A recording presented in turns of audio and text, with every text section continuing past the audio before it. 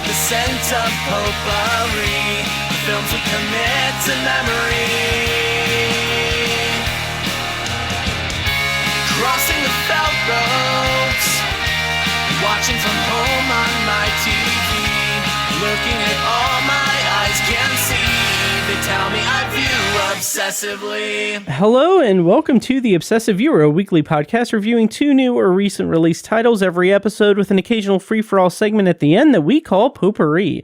I'm your host, Matt Hurt, and you can find more of my work, including my written reviews, full episode show notes, and the complete backlog of our episodes and spin-off podcasts at obsessiveviewer.com. You can also follow me on Letterboxd and other social media platforms at the username of Obsessive Viewer. And if you'd like to support us and get access to hundreds of exclusive episodes, you can join our Patreon at patreon.com/obsessiveviewer, where we are currently live streaming this recording for free and paid members, I think. And, so you get access to that, as well as exclusive episodes. I'm currently doing a long walk along project where I'm listening to the audiobook for Stephen King's The Long Walk while walking trails around where I live, and then recording my thoughts while walking trails around where I live. I have 5 episodes out. I'm just going to do one more. Originally I was going to do 2 more, but I need to get that wrapped up very soon. So that is on Patreon, as well as episode reviews of It, Welcome to Derry, and forthcoming FYC reactions. As a member of the IFJ, I watch a lot of screeners for awards consideration, and I have a backlog of immediate reactions that I need to get posted on Patreon. So once again, you can sign up at patreon.com/obsessiveviewer for all of that and a bunch more content. If you want to support me without messing around with Patreon, you can always buy me a coffee at buymeacoffee.com/obsessiveviewer. Later in the show, we'll be reviewing the new romantic afterlife comedy Eternity in this week's secondary review. But before that, we're going to go over some movie news and Indianapolis screenings before reviewing the new Benoit Blanc mystery from Rian Johnson, Wake Up Dead Man, in this week's feature review. And joining me this week is my friend and IFJ colleague, whose work can be found at awakeinthedark.com, and he can be followed on Letterboxd at the handle of Awake in the Dark. It's Brent Leuthold. Hello, Brent. How's it going? It's going great. Thanks for having me back. Of course. Thank you for joining me, and thank you for coming on the show.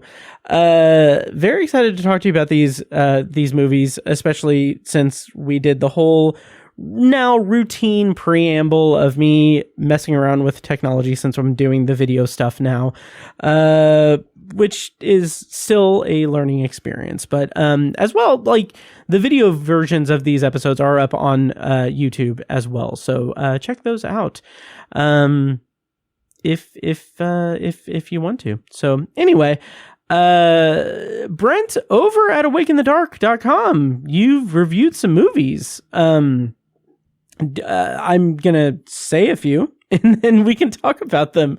Recently, you reviewed Wake Up Dead Man, the hotly anticipated movie 100 Nights of Hero, The Truman Show. You wrote an essay for the Higher Ed Harris retrospective on Midwest Film Journal, and of course you reviewed Eternity. So what can you tell us about 100 Nights of Hero and The Truman Show?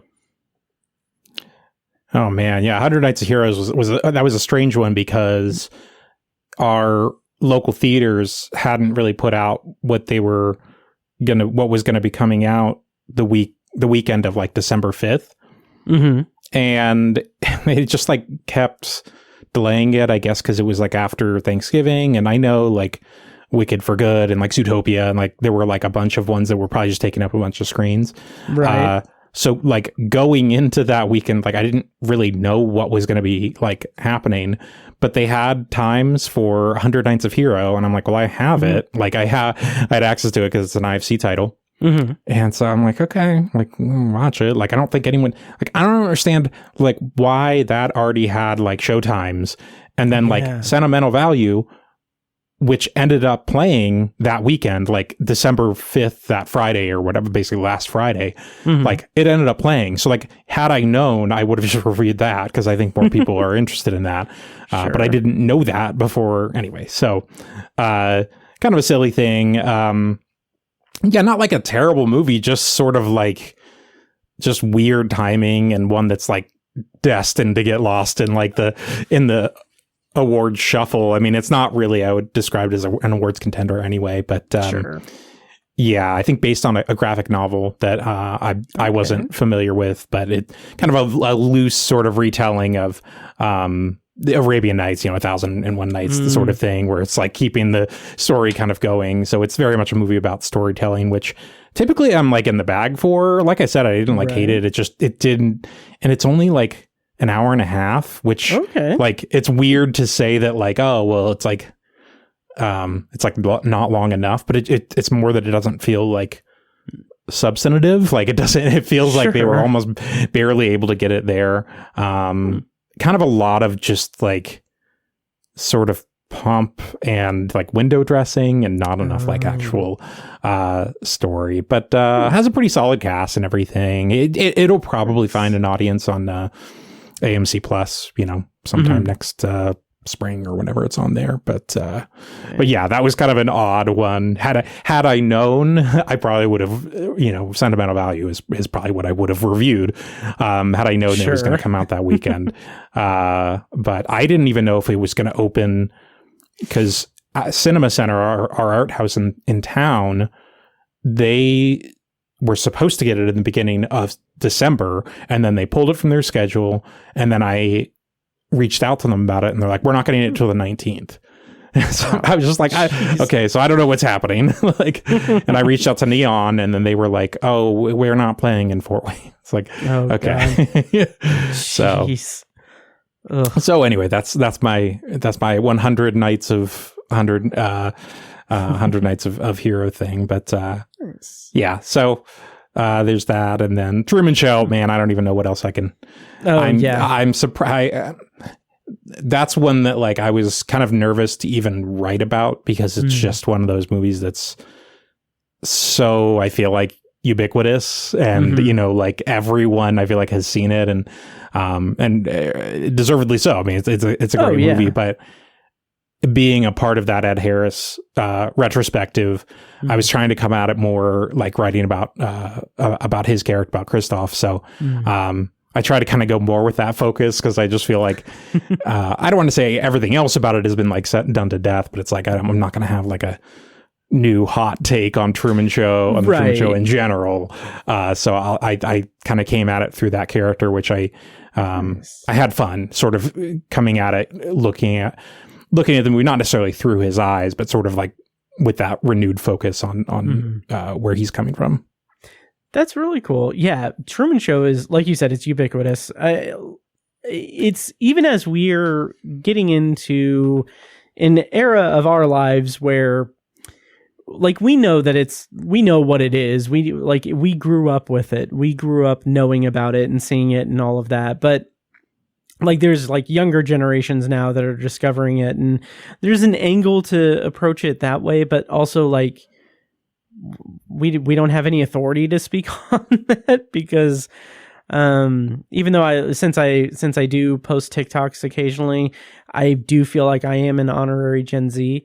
So maybe there's an angle there, but yeah, I just feel like it's. I can't even pretend I'm Gen Z in any regard. I don't even know that I necessarily want to be, but let's say I did want to be. No cap there, man. I'm not. So.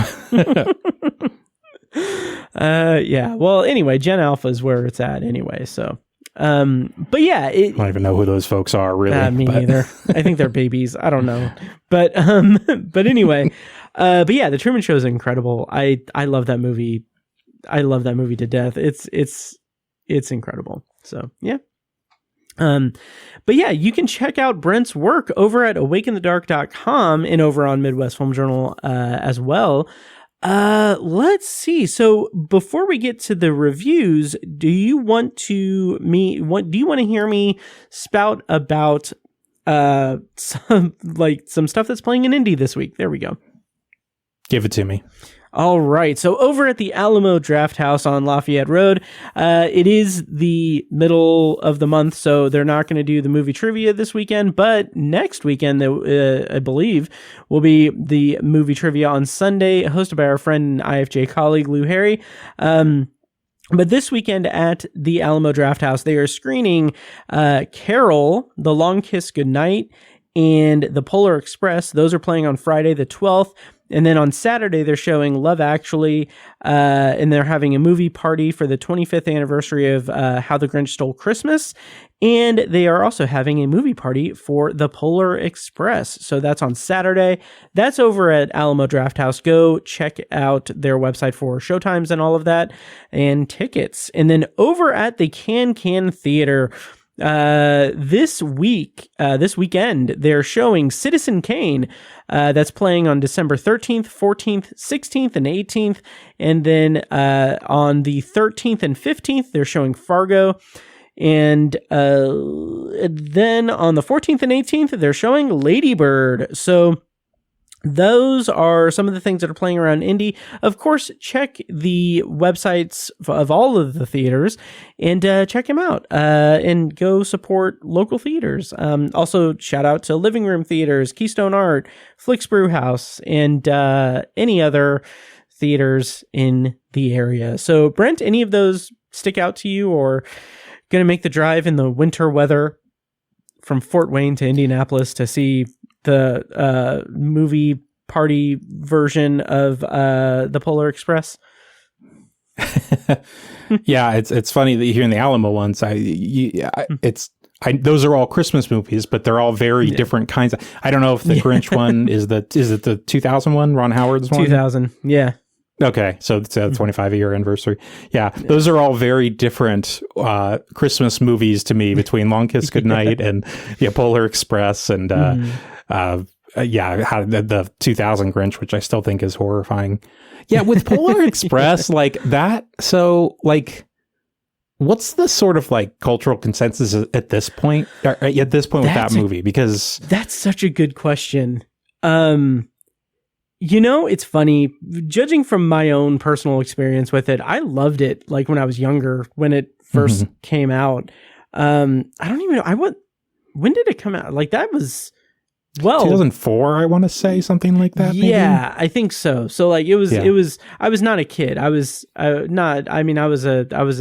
angsty teenager, but yeah, I really liked it because I loved the movie. But the further I get away from it, the more I kind of think on it and revisit it. It is that uncanny valley sort of motion capture that it really just leaves a tainted taste in my mouth. So, without looking it up, that Zemeckis. So I think he did Polar Express, Beowulf, and A Christmas Carol. I think all three in a row. I haven't seen Beowulf, but I know all three of those are like that sort of like relatively nascent like motion capture. And I'm thinking back on it now, or now that I'm saying that, I'm wondering if Avatar came out and Zemeckis was literally like, okay, I'm done with mocap forever. Oh, that's because I think A Christmas Carol came out in 2009. Interesting. I think I'm going off memory, and that's when the first Avatar came out, and he was probably just like, I'm done. Which that's interesting. That's fine. Yeah, but I can't fault that. Speaking of Avatar, there was a screening for the new one. It's coming out next weekend. But there was a screening for critics, and I did not make it to it because it was like was that the snowstorm screening?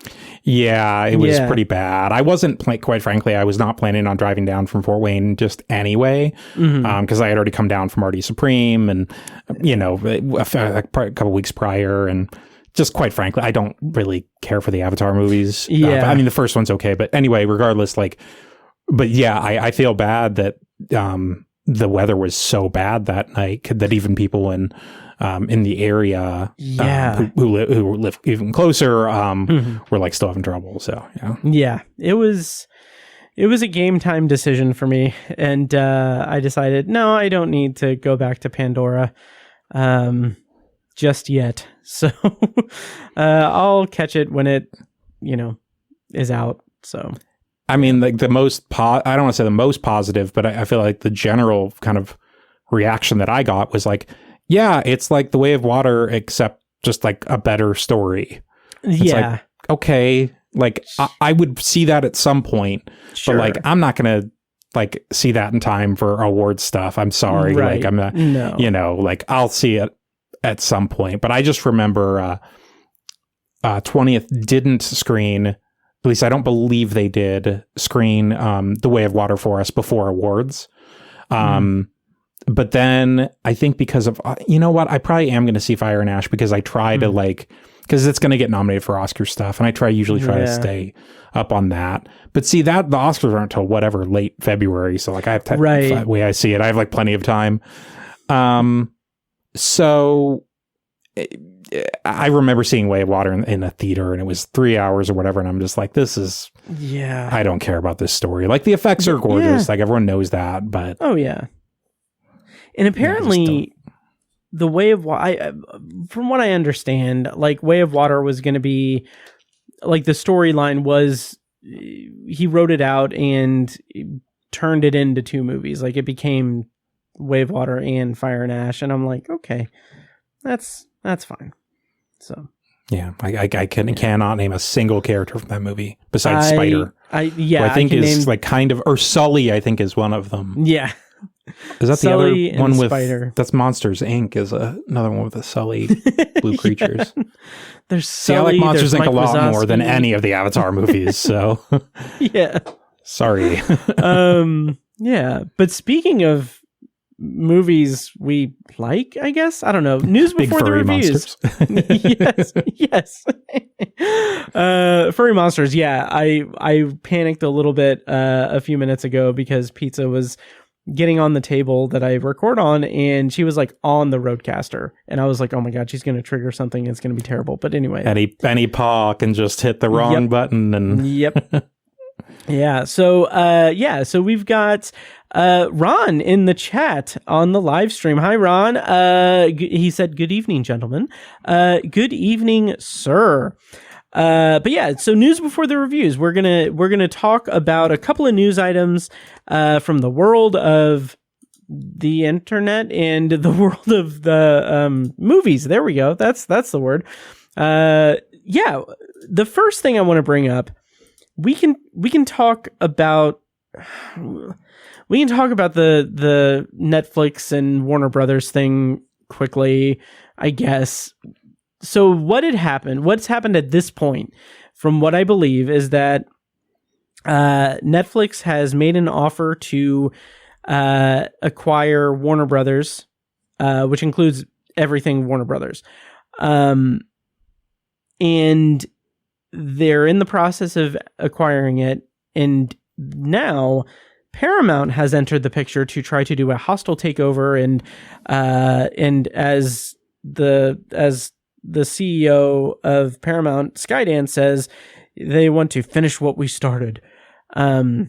So what do you make of all of this?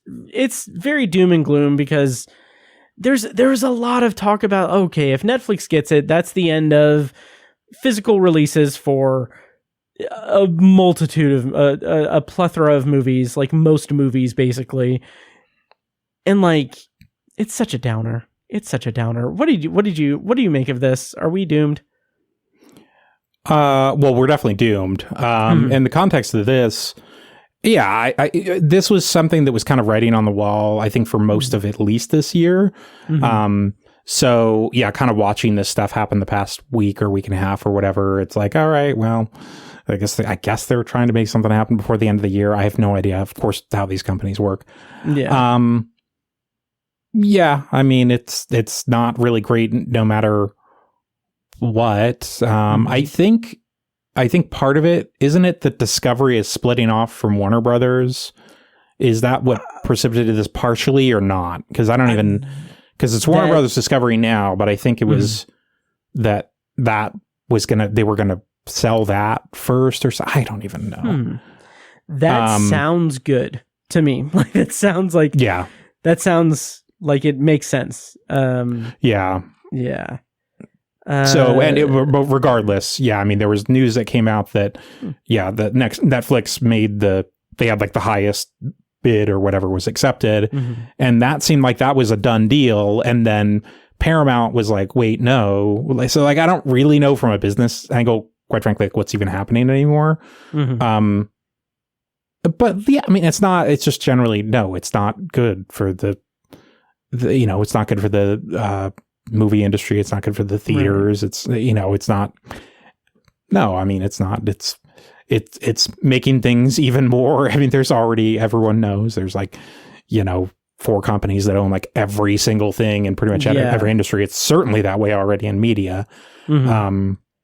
So yeah, to have them get bought out by whether it's Netflix or Paramount, Skydance or what have you, it's not good, but we'll see what happens. I don't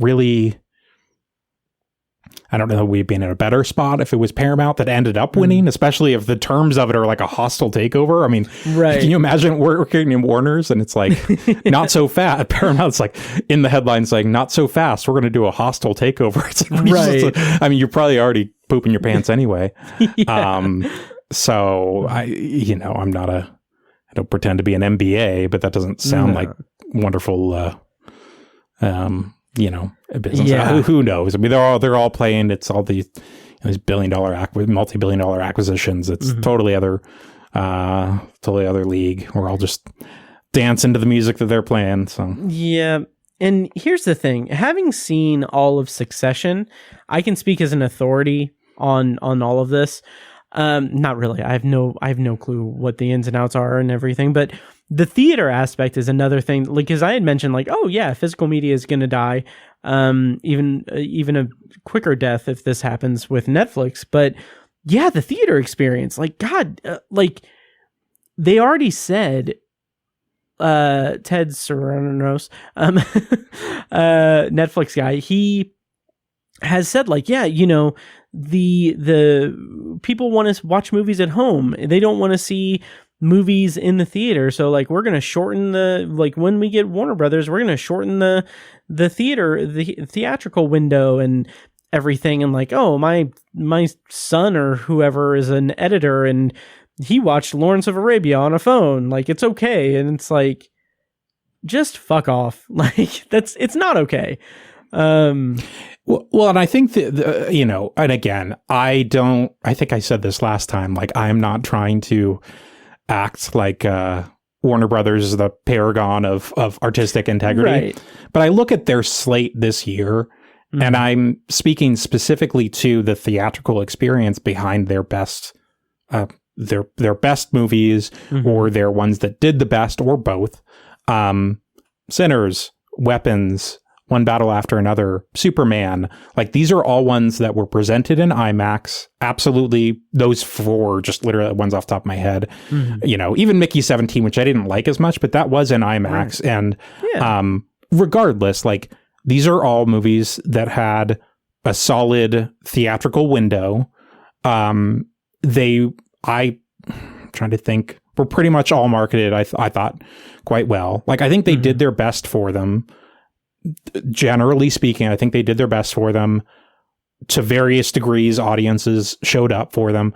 Like, to me, it's just, and I mean, they were, I think, all at least good movies. Like, Mickey 17 would be on the least, and then of course One Battle After Another was probably my favorite movie of the year. So like, and kind of everything in between, right? So they had a strong slate anyway. Even if they hadn't, I would still be like, well, hey man, they did their best. But like, these are all, I think, again, this is like a really strong showing from them, from the theatrical side of it. And I think that's what makes it even more depressing to me, that it's like, like, that this is the kind of stuff that, these are the kind of things that should keep the movie industry going. And see someone, if the Netflix thing ends up happening, which I don't even know if it is anymore, but Netflix doesn't, I'm not saying they don't care at all about the theatrical experience, but there have been numerous things on top of whatever Ted Susan Sarandon or whatever his name is, said, the guy with the shoes. there's just even if they say like we're committed to the theatrical experience, there are no it doesn't matter because they could say that if they wanted to. They're not really beholden to anything. They could just do basically the same thing they're doing now, which is doing like 2-week limited runs and then just put it on Netflix right after that. So yeah, no, it's not great. And I think, and again, specifically to what Warner's did this year in terms of like what they really put out in theaters, I think it's especially disheartening. Totally. Absolutely agree. And speaking of Sinners and One Battle After Another, I believe those are the two that they're re-releasing in IMAX this weekend. And I think, is it only the 70 millimeter IMAX screenings that they're going to have the 6-minute prologue for the Odyssey play before it? I think so. Okay. Like you'll get it probably at the State Museum for sure. Yeah. I'd have to even check. I don't know if those are being re-released here in IMAX. But yeah, that's definitely a neat like extra there. Is it the first 6 minutes of the movie or is it like an extended trailer? I want to say it's probably just the first 6 minutes. Yeah, I believe that's the case. But I don't know. It could be just an extended trailer. I'm looking and like my AMC doesn't have them, but I mean my AMC is gonna have Ella McKay. So yeah, have you done the Ella McKay Mick challenge yet? I have not. I don't even know what that is. People are being idiots, and they're like the character on the poster has has her shoe that she's like fixing, on the one leg. So people were just like goofing on it because it was whatever, and they are tagging. They're doing photos of like them fixing their shoe and tagging Ella McKay, challenge or whatever. So, nice. Yeah. It is funny timing, like some of the counter programming stuff that studios will try to put out. Like, it's like, James L. Brooks hasn't made a movie in 15 years. It's like, here's a Christmas present. It's like, whatever you want to do, man. Yeah. So that's interesting. But yeah, that is that news piece. We don't need to really talk about it anymore.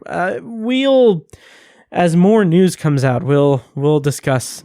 It's hard for me to even know because I saw that. I think it was last week. It's like they're like Netflix done deal, and then Paramount came out. I think like was it a few days ago or maybe on Friday, and they were like not so fast, and I'm like okay, I guess not so fast then. Like I don't know. Yeah, it's like where's Disney in all of this? They're supposed to be our overlords for everything. Like they'll do a better job. Yeah. Yeah. Jesus Christ. But speaking of people doing better jobs at movies, the other news item that I have is that our beloved Critics Association, the Indiana Film Journalists Association, announced our nominees for this year's awards, and we're going to be deliberating on the awards nominees this Saturday. And Monday, we're going to be unveiling the Indiana Film Journalists Association is going to be unveiling our winners for the year. And I just wanted to take a moment to just say, let's talk about the nominees. Over on Patreon, after the awards deliberation and everything, I'm going to have a big ass, full Patreon exclusive episode where I go through all of the winners and talk about like my picks, what I voted for, what I saw, what I didn't see, all of that good stuff. So that's going to be on Patreon. Check that out, patreon.com/obsessiveviewer. Brent, let's talk some IFJA nominees. What did you think of our crop of films this year? And are we the KKK Film Journalists Association, as one Twitter person said? Yeah. To the second one, I guess I don't know. I can't speak for the KKK Film Journalists Association or film critics, but I'm guessing they probably didn't nominate Sinners 11 times. Probably not. Probably not, but I can't say for sure. Now people were being the classic virtue signaling on Twitter and saying we don't have enough women and minorities and nominees and stuff like that. So, you're always going to get that every year. But, I think it's a solid crop. I think, some of the usual suspects for sure, but I think definitely some that, our group was really, passionate about that I wouldn't say going into maybe this month would be ones that, people would have necessarily expected. So I always kind of like that sort of kind of confluence of those things, like I think One Battle After Another and Sinners and I think maybe not Weapons, but like at least One Battle After Another and Sinners were top nominee, most amount of nominations for us, but I Know the Plague had quite a few. Bob Trevino Likes It. And I think Splitsville did better than I think than I probably would have expected even maybe just like a few weeks ago, because a lot of this of course just has to do with what people catch up with, quite frankly, once we start getting these screeners. And so I would say those probably got the biggest push from kind of the rest of the group going into the nominations. Totally. Oh, absolutely. And I was so delighted to see Splitsville get recognition, and because I really, really liked that movie, and it was a movie that and Bob Trevino Likes It. Those are two movies that I kind of saw a little later than I had intended to. But Bob Trevino Likes It. I mean, shout out to our friend and colleague, Joe Shearer. He has been really pounding the pavement for that movie throughout, like since it came out.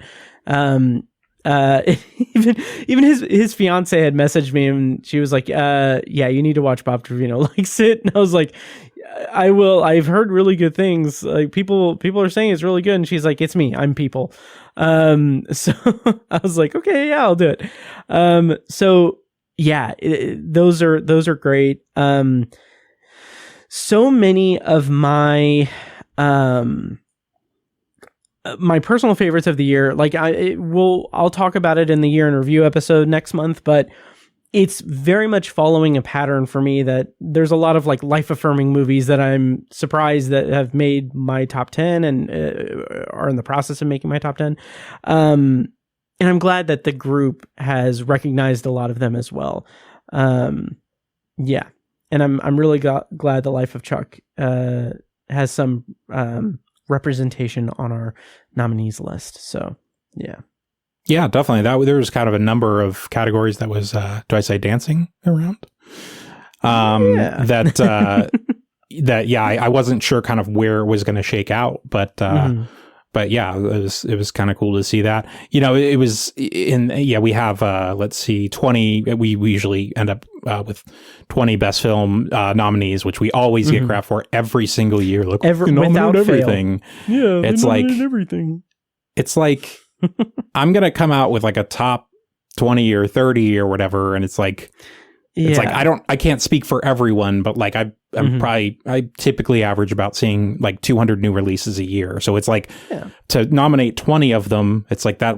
I'm not great at math, but that's 10%. It's like, I think to say the top 10% of what you've seen, is fine. Like, I don't really know why that's like, it's such, people always freak out about that, but it's such I think it's good too. Yeah. I mean, it's good too, to get stuff like, The Life of Chuck that's in there. Cause like, I listen, Matt, I hate to say this. It's mid-December. I got to say, I don't know if The Life of Chuck is going to get any Oscar nominations.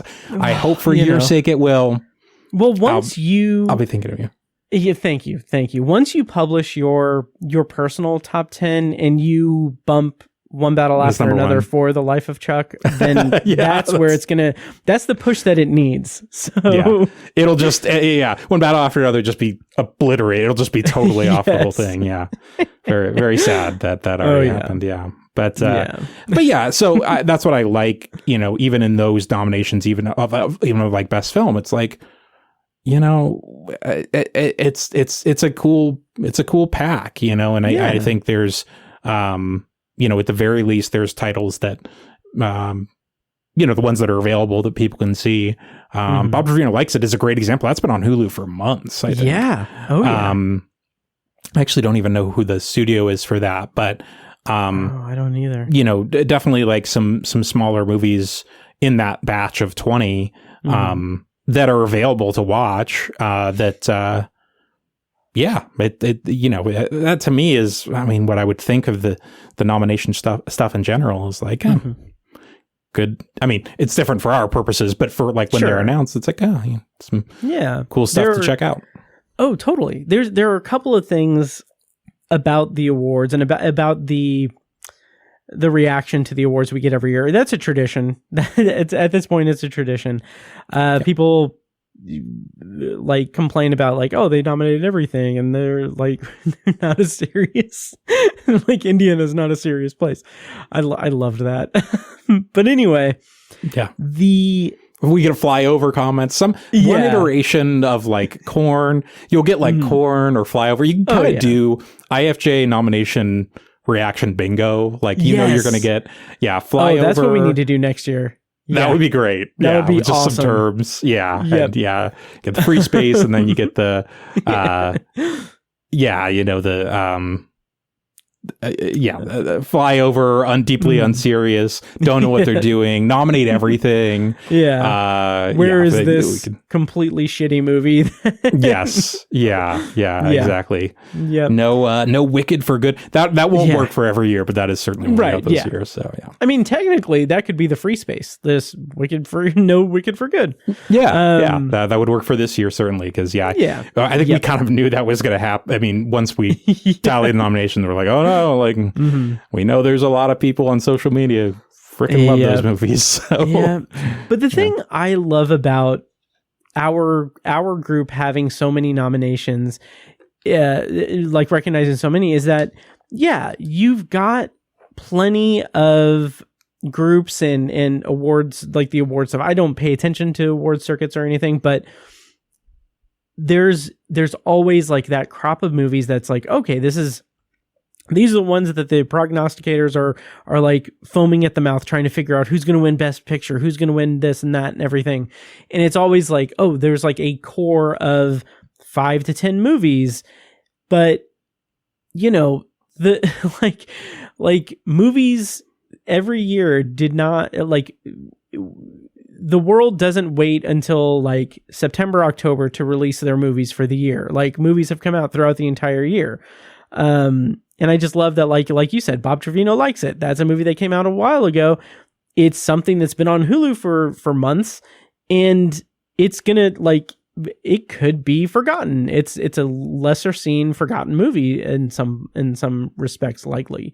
And I just like that our little group can get a spotlight shown on some very deserving films. And on that note, I'm very much looking forward to next year when I campaign feverishly to get Primate nominated across the board, because that January release, it looks like it's going to be a contender. And I'll do my part for Mercy for sure. Oh yes. Oh God. Yeah. That's the thing is, you know, I think Black Bag is a great example of something that can come out I think that came out in March or April. And without pulling the curtain back too much, that was one that was like, I mean, it's Soderbergh, so I was there, obviously. And, you know, I nominated for a few different things, but that's something that kind of can build up some steam, like with our group, because, basically, like, the way the process works, again, I don't want to like pull the curtain back too much, but like where, you know, more, it can kind of like build up more and more people who are like kind of seconding it effectively. You know, quite frankly, I don't think it works, and it probably shouldn't, for movies that come out earlier in the year that kind of just fall off and no one cares. But but I think sometimes the ones that, and again, I'm saying Black Bag because I mean, I know that ended up with multiple nominations. I think people can either see it in its original theatrical run, or they can catch it maybe like in the summer or something, and then come around this time, like, Thanksgiving and after, they can get screeners of it. So it's almost kind of three different tiers or waves. Sinners is actually probably another great example of that. I think that came out in April. Now that has had more buzz. I mean, really since it came out, more than something like Black Bag. Yeah. Both really good movies. But I mean, I hope we can sometimes these regional groups can be a little better at not just spotlighting smaller movies, which I agree with you, but trying to like be that counterbalance to like, no, like 80% of what's being nominated came out in November or December. Right. I'm hoping it. I think our group, quite frankly, in the whole time I've been in the group, has been good at that sort of counterbalance. And so, I guess my hope is that maybe that's translating downstream more to some of these other awards bodies. So, proud of us. Yeah, me too. We're influencing the Academy, I'm sure. Yeah. But yeah, there was something else I was going to say about the nominations and everything, but I'm blanking on it right now, but that's fine. Again, the awards, we're going to announce them on Monday, this coming Monday, and on Patreon, I'm going to have a long rundown of the winners and everything. That'll go up hopefully Monday, but who knows with me. But the nominees, you can read them on MidwestFilmJournal.com. I put a link in the live stream, and I'll put a link in the show notes, of course. So, Brent, any other thoughts on the IFJ nominees, or should we go into our feature review of the evening? Yeah, let's talk about Wake Up Dead Man. All right, so we are going to go ahead and go into our review of Wake Up Dead Man. Of course, we're going to do a non-spoiler review and then do a spoiler review afterwards. I will play a clip from the trailer to kind of break up the non-spoiler and spoiler review. If you're listening after the fact or watching the video after it's uploaded on YouTube, check the show notes or description for timestamps to navigate around spoilers. So we're going to talk Wake Up Dead Man. It had a limited run in theaters, I think Thanksgiving week, and a little bit beyond that maybe. But it is going to be released on Netflix on December 12th, this Friday. And the premise, according to IMDb, is Benoit Blanc returns for his most dangerous case yet. This is the third movie in the Knives Out franchise, written and directed by Rian Johnson. This iteration, this episode, what is the word I'm looking for? Yeah. Installment. There we go. Yes, thank you. This installment, the cast includes Daniel Craig, Josh O'Connor, Glenn Close, Josh Brolin, Mila Kunis, Jeremy Renner, Kerry Washington, Andrew Scott, Kaylee Spaney, Daryl McCormick, Thomas Hayden Church, and Jeffrey Wright. So, Brent, in non-spoilers, first, what were your expectations going into this, and how do you feel about the first two Knives Out movies, the first two Benoit Blanc movies, as it were? Yeah, I was, hoping this would be, kind of up there with those other two. I'm a just really, really big fan of these overall. I think overall, I in terms of whodunits, the newest kind of Poirot ones that like Death on the Nile and the ones that great just immediately Kenneth Branagh that he directed. Those ones are all like I think pretty good. The last one they did, the Haunting one, I think was probably my favorite of the three. Those are like pretty good. I think those are kind of a little bit more traditional. And at least one of them has enough champagne to fill the Nile. Yeah, that's the worst one. That's Death on the Nile. That's right. And then the Murder on the Orient Express one was pretty good. Like those aren't like. I think Death on the Nile is the least of the three, but Haunting in Venice, is that the third one? Anyway, that sounds right. Yeah. Yeah. So those are like kind of the more, I guess, quote unquote, traditional whodunits. I think all that to say with like the genre, like I'm generally pretty much down for like a fun sort of whodunit, but I think these like the whatever we're calling them, the Knives Out mysteries, as they're subtitled now, or the Benoit Blanc ones are. They're that, and they're really, really, really good, like high caliber whodunits. But and of course, like extraordinary casts and everything, but there's that extra level with Rian Johnson that you get of that.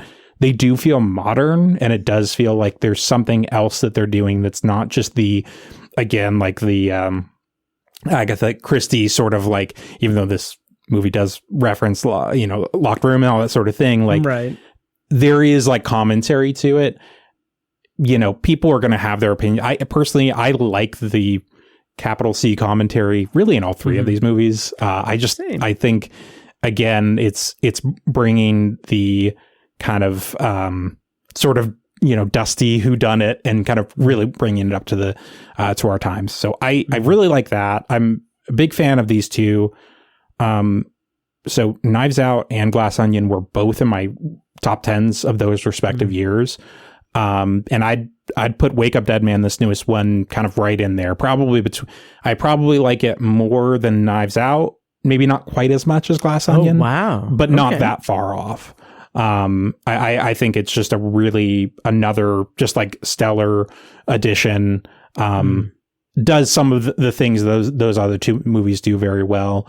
But just love the themes in this, and acting is terrific. Really great chemistry, specifically with Daniel Craig and Josh O'Connor, who is just having really an incredible year in terms of what he's put out. I mean, he's really he was great in Challengers last year.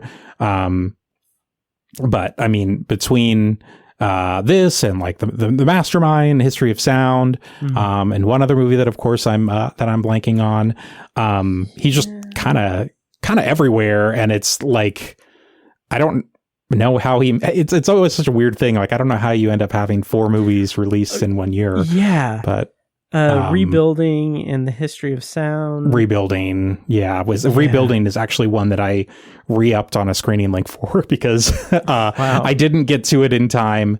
But I do really want to check Rebuilding out. Nice. So anyway, so like it's like I don't know how he did like all these movies. I don't know when he shot all these, but anyway, terrific in this film. And just another real just another real crackerjack mystery from Rian Johnson. I don't understand him. I don't know how he does it. It's just incredible, and Poker Face, which may or may not be popping back up in some iteration.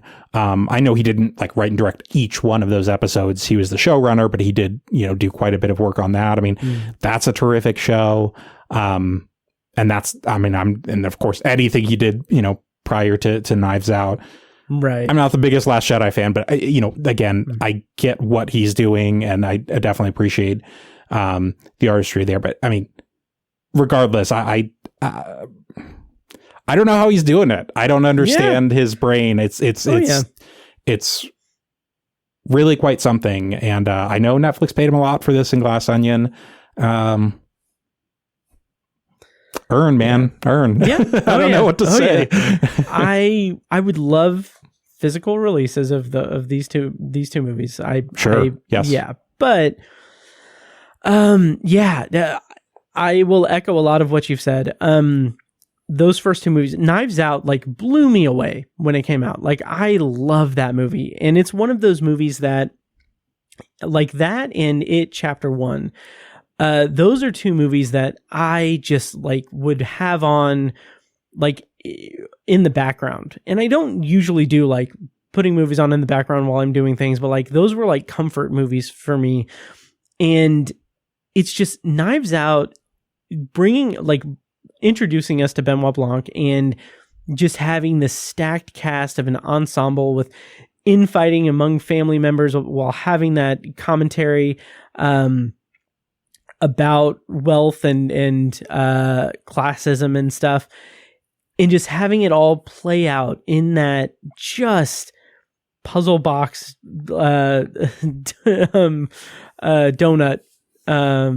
donut hole thing was brilliant, absolutely brilliant. And I think he came close to matching it with Glass Onion, which is a movie that I loved, and it's not that much of a downgrade from Knives Out by any stretch, but it follows that same thing. It has a different commentary about wealth and power and influence, but he does these things. He does these with this just sharpness, this absolute sharpness for comedy, and having like with Glass Onion and Knives Out, having it be this satirical take on it while also really feeling like it is in like these are real conversations. Like it's very realistic, but also heightened comedically, and great. Now, having said that, going into Wake Up Dead Man, I was expecting kind of more of the same, in a good way. Like I said, when Glass Onion came out, I would be content and I would be happy if Rian Johnson and Daniel Craig just make these movies all over and over again. Like just do these movies until the end of both of their careers. Like I want that just steady stream of Knives Out movies coming out, because they're such good comfort mystery comedy thriller stuff movies. All that preamble to say, Wake Up Dead Man worked for me. I really, really liked it. What was kind of surprising to me was, and of course we're not going to spoil it or anything, but the way that the movie is simultaneously keeping that Knives Out kind of effort in that Knives Out sort of template, going like full bore, like it is baked into it, but it explores like its commentary, its subtext in a different way, in a more serious way, in a way that kind of makes the ensembleness of it feel, for the first time in this franchise, that's secondary. It's not as much of an ensemble piece as Glass Onion or Knives Out, which isn't necessarily a complaint, because the replacement of that is this very interesting story about faith and like your relationship to faith and like your relationship to like the bigger philosophical questions of the world and everything, and how your actions affect your faith or whether or not you're a good or bad person. Like there's a lot of really good meaty subtext in this, but I think that the trade-off is that we don't get as strong of an ensemble like character piece as a result, which is kind of a bummer, but it's a Knives Out movie. I loved it. So we can talk in non-spoilers about it. It's so much fun. Yeah. Let's dig in. Where do you want to start? Yeah. I mean, I agree. I think you pointed out, I think of the three, this is probably thematically, I guess, my favorite, just because it does go at so if you look at Knives Out, that's kind of more of like an old money inheritance sort of story. Glass Onion is more of a like, new money, everyone trying to chase like the new cool like tech thing or whatever. This story, like there is like a money aspect to it that we can talk more in spoilers, but this more has to do with like power structures, how people are in influence, really, which I think is kind of even more fascinating. Not that there's no commentary on influence in those other two films, but I think this is most kind of preoccupied with how people, appear or trying to like influence one another, specifically within church and religion. If you look at Josh Brolin's character, are we allowed to? Well, okay. Okay. Anyway, somewhat, basically with his character, he is, Monsignor of this church, and like really uses like a literal bully pulpit. So like it's very like fire and brimstone and very like take no prisoners kind of sermons. And here's Josh O'Connor that comes in. Exactly. Yeah. And he's a reverend that comes in that's younger, that's more thinking like, well, like, we don't really have to like go about things this way. Like, you're going to alienate Right. people. And is this really like what we want to be all about? I really like that as sort of a way to come into this story. And I think also, again, with this kind of thing of this whole kind of discourse about like, public shaming versus like actually like trying to talk to each other and actually trying to have conversation, I think is absolutely another thing that this movie is all about. So again, like, I agree with you. This is a lot more, I think, even more than Knives Out, in which Ana de Armas's character, like, she definitely like elevates to like kind of the lead. I think of the three movies, this is the most where like Josh O'Connor, his character, Judd, is really like the lead character. And I agree with you. Like, it is probably, yes, I do think some of the characters aren't developed as well as they are in the other two. I would definitely, I would concede that. I think for me, I was okay with it just because I thought his performance was excellent, and I thought his story and how it conveys the themes through the whole movie works for me. Yeah. So people who maybe want that, it's still a whodunit. You're still going to get all the characters, you're still going to get all the reveals, but you are right that there's maybe a little less of that here. But I did really like that, his story quite a bit, that it didn't bother me as much. Yeah. And to be fair, like, it didn't bother me too much exactly, because I found that Judd storyline, Josh O'Connor, his character, that storyline so engaging and so like there's an undercurrent to it. Like, it's not something that feels like it's not hammering home anything exactly. It's more subtle than we've had with characters in this franchise and everything. It's something that's more understated, and this kind of internal wrestling that he's having with like faith and like what he's done and like how he's perceived and how he is going about his work and everything, and what it means to be like a reverend or what have you, and be in a position to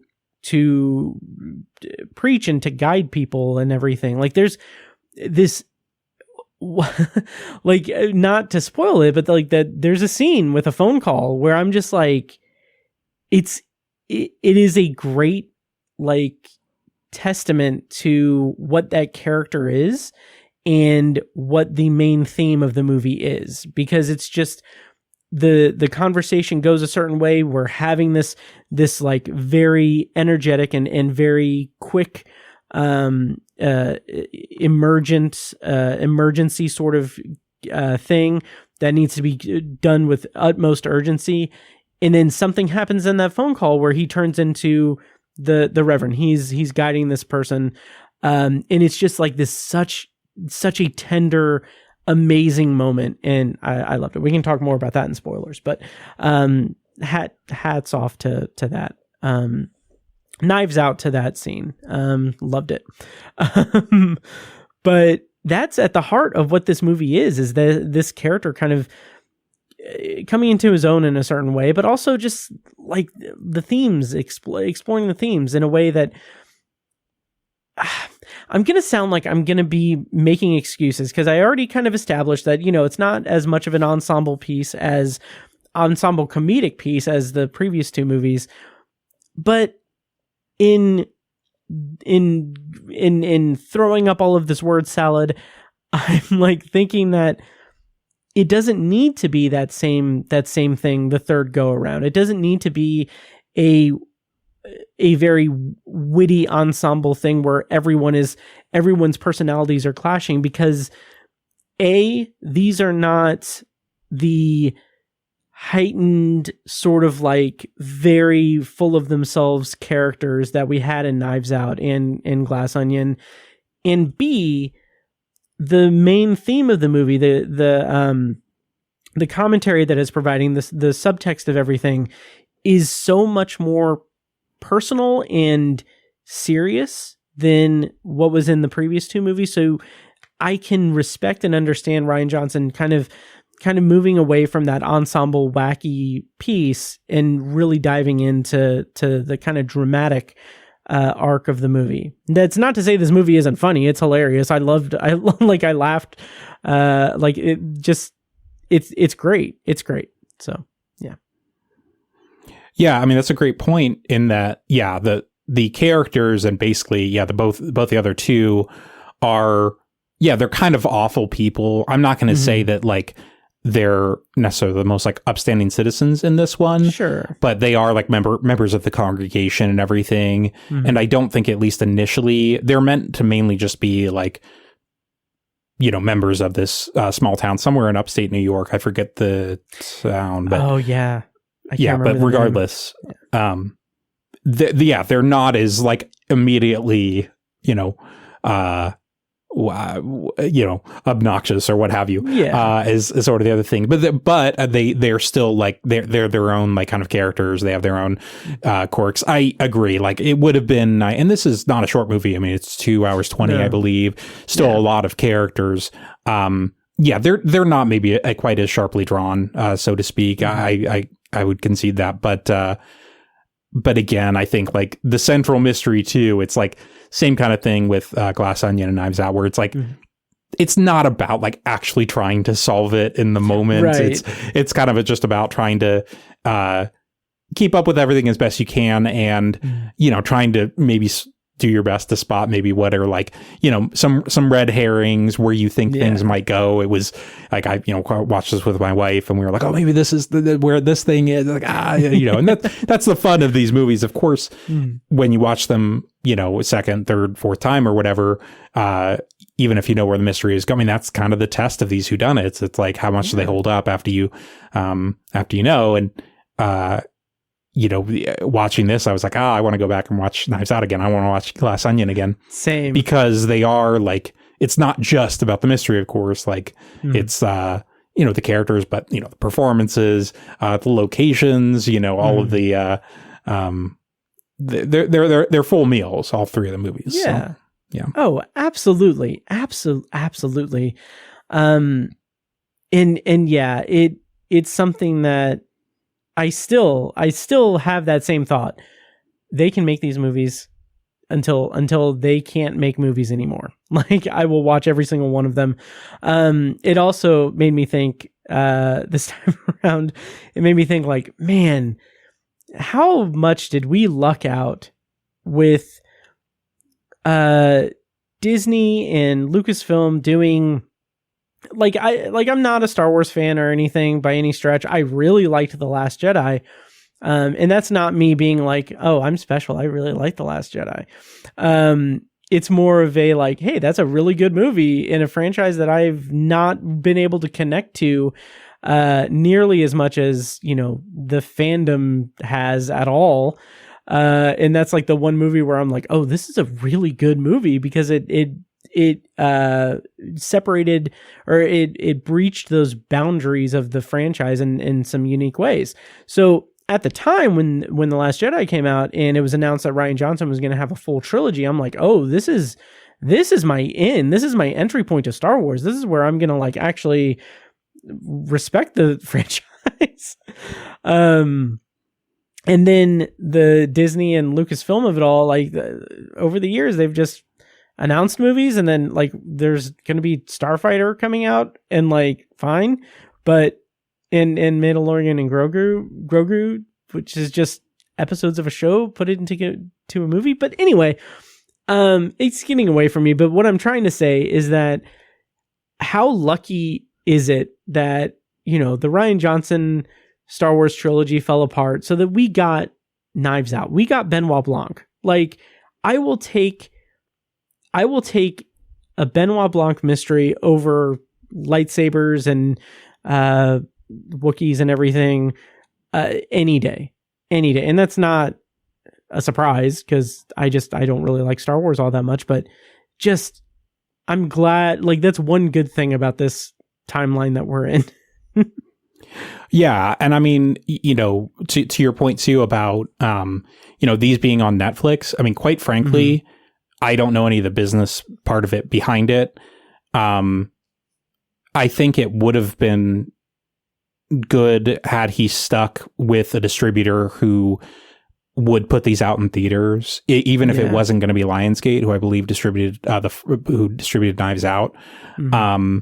So I think that's maybe the bummer, because we probably aren't going to get physical releases ever, or not for a long time. And these don't, quite frankly, feel like quote unquote Netflix movies. These feel like real film movie things that, and it's funny because I saw Glass Onion in theaters when that came out in 22. They were actually doing a 2-week run or something like that. And to my recollection, it did quite well.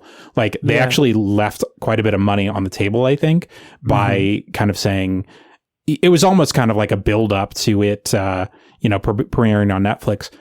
I believe they're doing an even more limited run for, let's say, this and Frankenstein.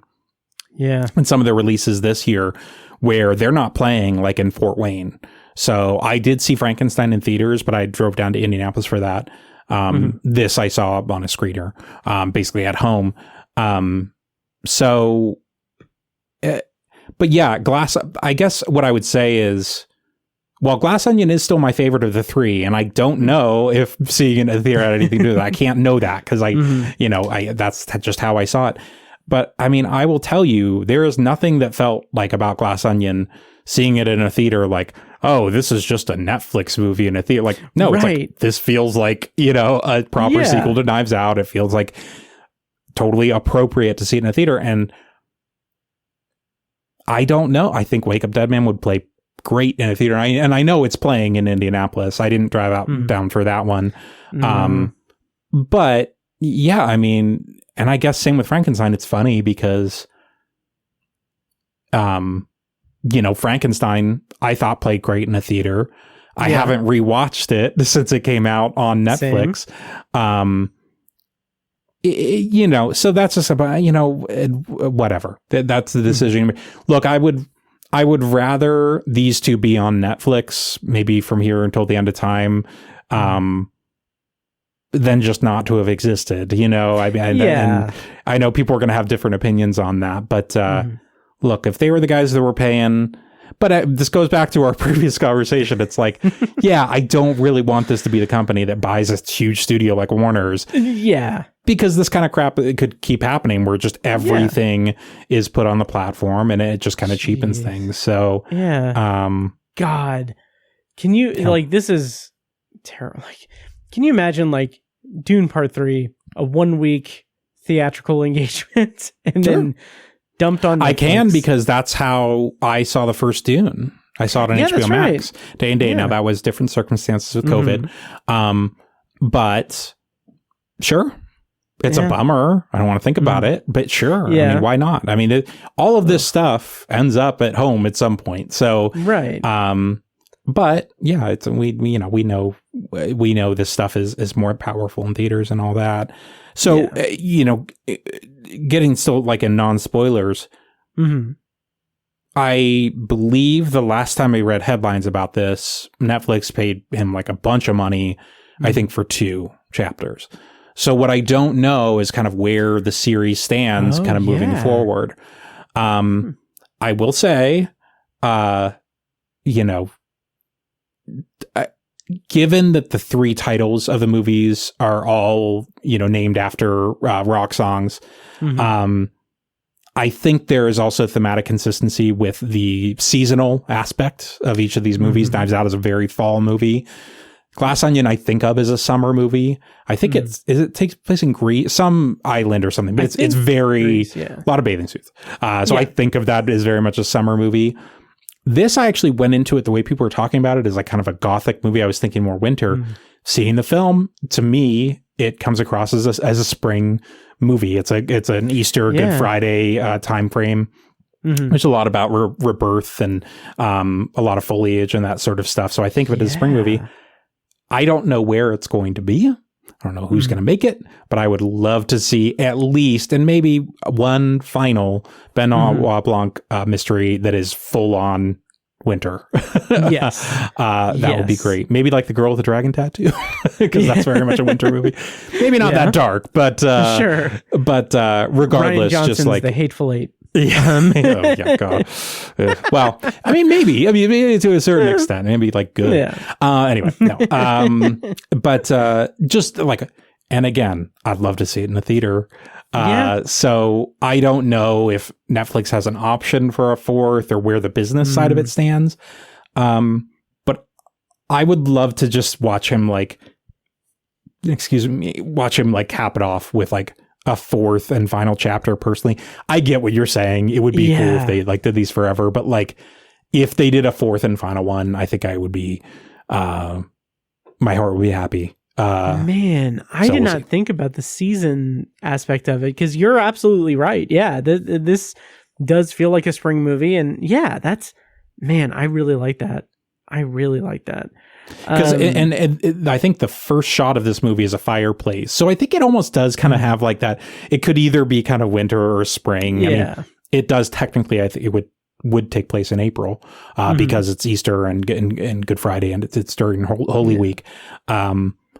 But yeah, like I would love to just go full on with that, like the fireplace and like whatever. If you're going to do a whodunit, with the classic thing of people being holed up for a weekend or a week or what have you. I mean, Rian Johnson is way more clever than me, so I'm sure he could do a way better iteration of what I'm talking about. But yeah, that would be really that would be great. We'll see what happens. If this is the last one that we get, then. Look, I mean, not just 3 for 3, but I mean, really high quality stuff. So yeah, even if he didn't get a Star Wars trilogy, he'll at least have had a trilogy in and of itself with these movies. So yeah, a trilogy better than any of the Star Wars trilogies. So that's great. Just leave that where it is. Yeah, you're not going to get an email for that. But no, yeah, I want to see more. I'm very much enamored with this. So it's funny seeing these movies in theaters. I saw Knives Out in theaters. Great experience. Glass Onion I got to see in theaters at a press screening. I did not see Wake Up Dead Man in the theater. I could have, they didn't screen it for critics in a theater or anything, but it was playing at the Alamo, and I had a day where I was like, okay, after work, I'm going to go to the Alamo and see Wake Up Dead Man. But I think weather got bad or something, or I just got really lazy. No, what happened was I got a screener for it, and I was like, I can save on gas. Did they not? They didn't do a press screening for this last month? No, I don't know. Did they? Netflix is. I don't know. No, they didn't because they didn't because Andy, Nick, and Evan, they all saw it in the theater when it was at Alamo. Yeah. I mean, Netflix did do multiple theatrical screenings for us, so it's weird they wouldn't do it for this. Anyway, whatever. That's more inside baseball stuff. But regardless. It is funny too, because this is the time of year where we do get a ton of screeners. So there are Testament of Ann Lee, another very much movie about religion and faith, and definitely deserves. I think Evan even said of the screener links I got, this is the one I really want to rewatch in theater. I feel the same way. I guess what I'm trying to suss out is we get a lot of these and we do see them at home. Look, it's just kind of, when we get this kind of the way the industry is, there's this crush, and we do see a lot of these. I think it's okay to feel the access is great and we appreciate it, and it does make it convenient. But there are always ones I feel at the end of the year that I'm it'd be nice to see this in theater, and I feel that way about this one for sure. Wake Up Dead Man. For last year, Brutalist was that. Oh, for sure. Yeah, that's. crazy that I never saw that in a theater. And it was, I was so glad that I was able to see it in 70 millimeter earlier this year in January, not to rub it in. Oh, wow. Good It job. was so good. Yeah. So great. But yeah, it's just, at least this podcast will serve as a nice historical document of when movie theaters existed. It's true, kids. It's true, all of it. Yeah, it's true, all of it. To quote The Last Jedi now, as Force Awakens. We're just trying to make Evan as mad as possible. I know. It's from Star Trek.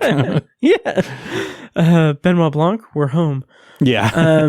But yeah, and it's funny, I make that joke, but it's like, it's becoming more and more of a possibility. Like, even on a smaller scale, like I did see this, I did go to the press screening for Frankenstein, which, like you said, I'm glad that they provided that. I'm glad that had a press screening at a theater. And even then, like locally, like to talk about it locally, like the theater that I saw Frankenstein in is like on the chopping block. Like it is a Landmark theater, Landmark Glendale. And like there's plans in place to just get rid of that and put up like luxury apartments. It's like, we don't need more of that. There are luxury ones too that are like, okay. It sounds like something out of a Knives Out mystery. Yes, tearing down a movie theater and putting a luxury. Okay, great. Yes. But yeah, so anyway, it is what it is. But what did you think of the cast this time around? Any standout performances aside from Josh O'Connor and Daniel Craig and Josh Brolin? Jeffrey Wright showed up early, and I was like, oh, I don't know if he's going to be like a part of this. And he like kind of isn't. He's kind of like on the bookends. That was kind of a bummer because I was like, oh, it would have been really I love Jeffrey Wright. And that is kind of a bummer. Yeah, seeing him in some of the more recent Wes Anderson movies, I feel, which also are like big ensemble casts. It was like, I was kind of hoping he'd stick around, but he's welcome presence anytime. But Josh Brolin was really terrific for this one, I would say. Just going down the line. I mean, Jeremy Renner, good to see him. I know he has done, Mayor of Kingstown or something. Kingstown, right. Yeah. I know he's been doing that show. I haven't watched that show, but I think this is like one of the first movies I've seen of his like post-accident. Just like good to see him acting again. I don't even know. God, is he even still alive? Is Hawkeye still alive in the MCU? I get as far as I know, yes. Okay, I don't know if he's going to be in the whatever Secret Wars Infinity, whatever the hell, Doomsday first. Yeah, Doomsday and then Secret Wars. God. Anyway, maybe he'll be in those. I don't know. Maybe I'll see him for those. Anyway, it was good to see him again here. Yeah. Glenn Close, I don't know what to do with Glenn Close. I'm at an impasse with Glenn Close. Sure. Because here's the deal. So I just like, what is Guy going on? Like, she, of course, like has, been nominated for like numerous Oscars, famously, like never won. Plenty of like great performances and everything. Really excellent here. Like, again, I would say like one of the more kind of like fleshed out characters, I would say here, like does a great job. No asterisk here, but like this is at the same time we were recording, like she is in this show, All's Fair. Is that what it's called? The Kim Kardashian lawyer one. Oh my God. This show is so bad. It's as bad as everyone's saying. All this stuff. And she's like in it. She's in it with the rest of these ladies. Naomi Watts is in it, and I've only seen like a couple episodes, but it is god awful. But she's like in it, and it's just like I can't understand what's happening there. And then she was in this really terrible Netflix movie couple years ago or last year. Deliverance. The Deliverance, I think was that just last year? It was a terrible movie, and last year. Terrible movie. She's terrible in it. So like I just like again with Wake Up Dead Man, like she's still got it. She still can be like an amazing actress. I don't know, just curious choices that she's made. Yep. But she's great here, so I shouldn't slander her name too much. But yeah. So anyway, I just had to put that somewhere. No, totally. And like, it's nice that she, like you said, she still got it. Like I've talked about it numerous times, but recently rewatched The Shield. She's in the 4th season as the captain of the barn, and she's phenomenal in that. Like, yeah. It's so good. And like, it's nice to see her pop up and do good work like this, especially after like The Deliverance.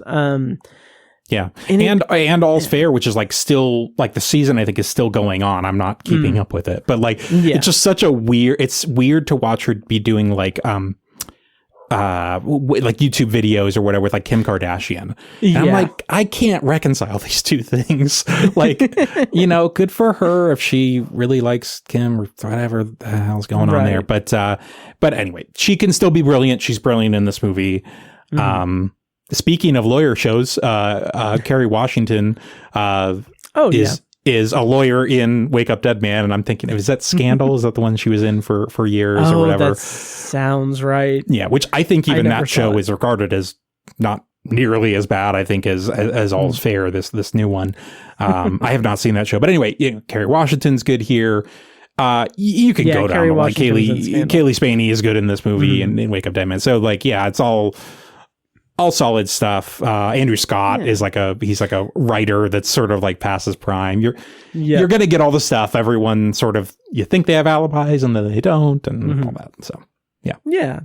Mila Kunis is also good in it. Like just having that police presence with Benoit Blanc and having that kind of play out is a lot of fun. She has some fun lines. Yeah. I was only upset that her hat brim didn't keep getting bigger in each shot, like in Scary Movie 3, because she very much has like the small town sheriff hat for a lot of her scenes. So yeah.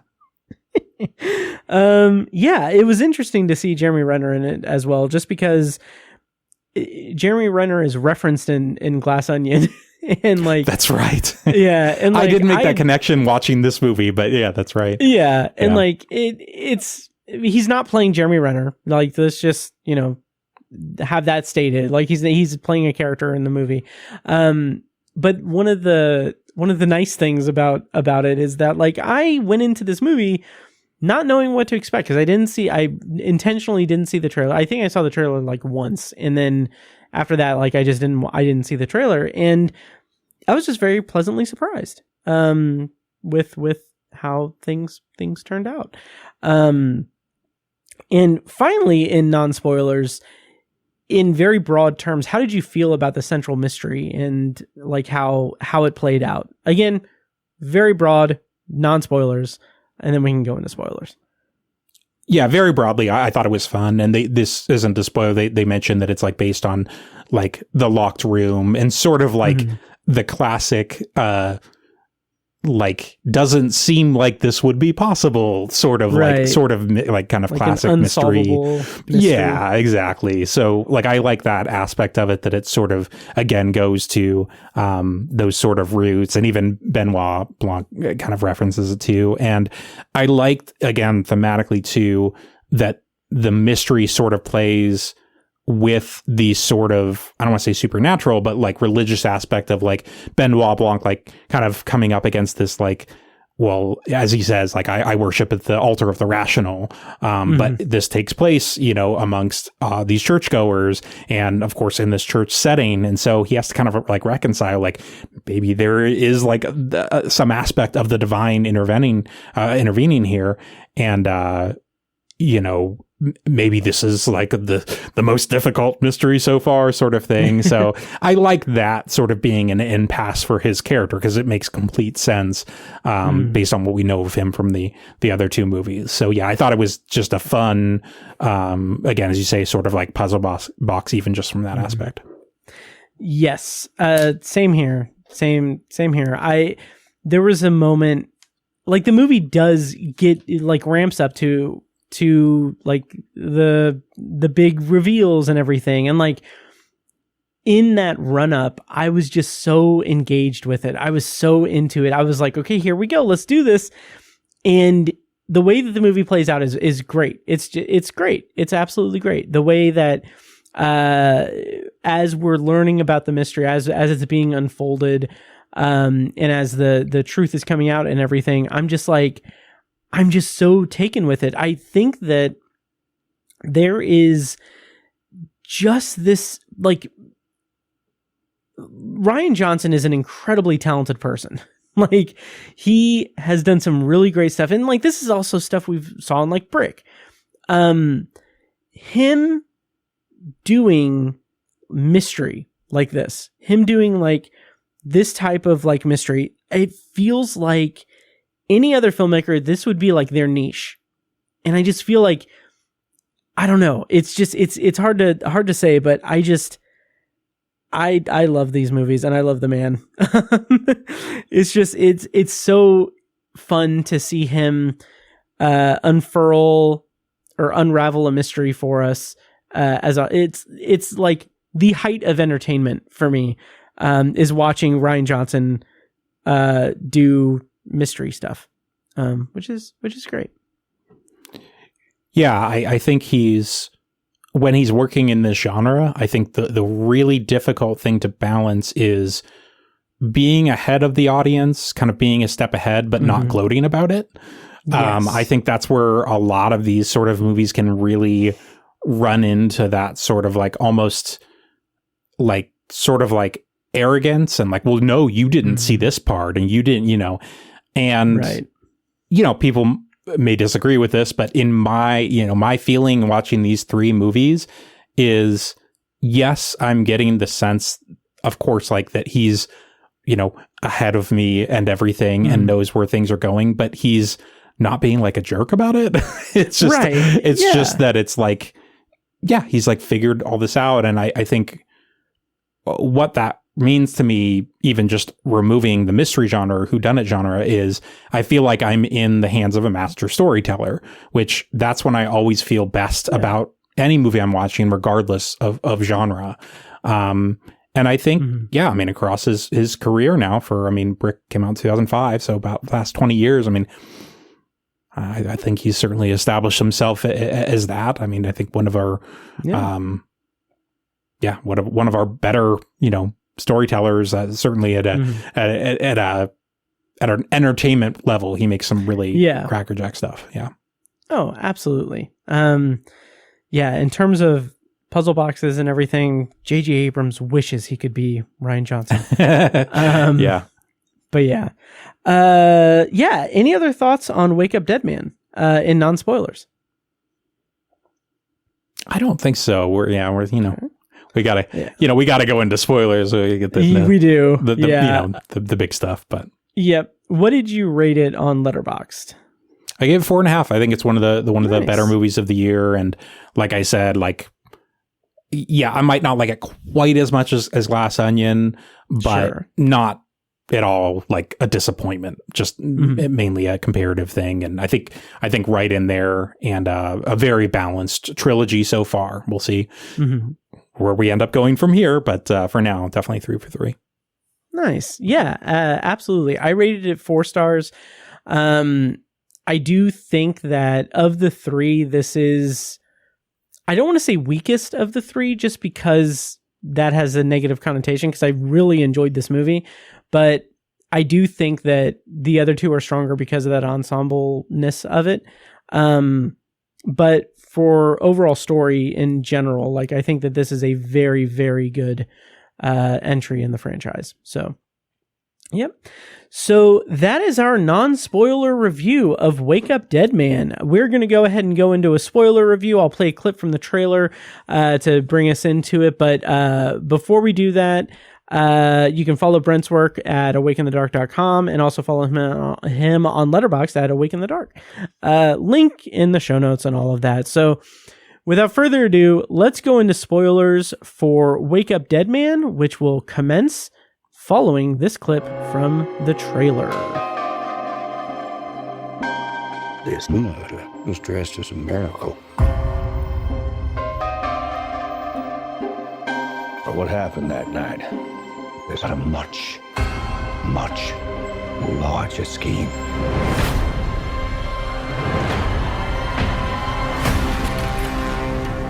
To understand this case, you need to look at the myth that's being constructed. All right, so spoilers on for Wake Up Dead Man. Yeah, where do you want to begin, Brent, with our spoiler talk on Wake Up Dead Man? Well, I guess I probably should have watched the trailer before I realized what this was. Like, I think I spoiled it in my review that Josh Brolin is the one who gets murdered. I guess I'd have to go back to like my other Glass Onion and Knives Out reviews to see if I feel like Knives Out must have made it pretty anyway, whatever. Well, I guess I suck because I spoiled in my review then that it was Josh Brolin who gets it. Honestly, the trailer clip that I played was the first 30 seconds or so. I like immediately after that, it's like it shows like the rest of that part of the trailer was like we need to talk about the myth that's being unveiled. Like a man went into this thing, and it shows Josh Brolin going into the thing, and he's dead or whatever. So it does say it in the trailer. Yeah. Okay. Well, I don't feel quite as bad. I feel absolved. I feel like went to 5 Hail Marys and all that. Nice. You need to hear. You need to hear the Monsieur. Talk about him jerking off. Yeah, all of So wherever and all these different things. Yeah, I will. I'm gonna let you finish, but I loved that. I like that. That was just so good, and it also serves a purpose. It's him, the power dynamic and everything, and Josh O'Connor like clocks that and everything. I love it. So anyway, that was wonderful. Like their dynamic at the start was great, and then, once of course Josh Brolin's character, he gets it. Him and Benoit Blanc, obviously, like that's what I sort of like this again. I mentioned this in non-spoilers, but just that Josh O'Connor really just does feel like a centerpiece for his character. It does feel like there's an arc there. You feel like you have like an understanding for him. You would understand the police chief like coming in and being like, well, like, you're the main suspect. Like these are the reasons why. Like literally, it's like the knife with the thing with the ornament that you threw, and all that stuff. So there's a lot of kind of things pointing to it, but it seems pretty obvious that he probably didn't do it, but I think Rian Johnson is so good about that too, of putting those seeds of doubt, if you will, in a movie about faith of like, well, like I remember thinking a time or two in the movie, like maybe he just did do it, or at least had something to do with it. Because there's just so much, but sure enough, it was a few other folks, but not him, even though, as we find out, I mean, really everyone had a reason, a motivation to kill him. So, yeah. Yeah. It's something that I love the way that these movies, like this is part of the tried and true, the tried and true formula of these movies is that it's subverting our expectations. Like the first one, like, okay, man, dead, figure out who killed him. 20 minutes into the movie, we're seeing all of it. We're seeing exactly what happened. And then it turns it on its ear. And in Glass Onion, same sort of thing, like not really, but having just like the death happen, like not even knowing that it's like a murder exactly. And then here we have, I mean, like Benoit Blanc doesn't even show up until like 49 minutes into the movie. Right. Like I paused it and looked, and like I was still really, really invested in it and everything. So yeah, I don't know what I was trying to say with that, but basically, I just love the way that these movies, the mystery, just kind of goes about its time, and it's like it holds our hand as the audience, but it also is like guiding us down the different paths, which is what a good mystery story does. But the way that he is able to just completely have something come out of left field, have something come out that is not really explainable, and then find an explanation for it is really great. So I don't know. That's my roundabout way of saying I like the way that Rian Johnson does mysteries. Yeah, I mean, I like all of the sort of like religious, just like illusions as well. Like like Samson, like the groundskeeper or whatever.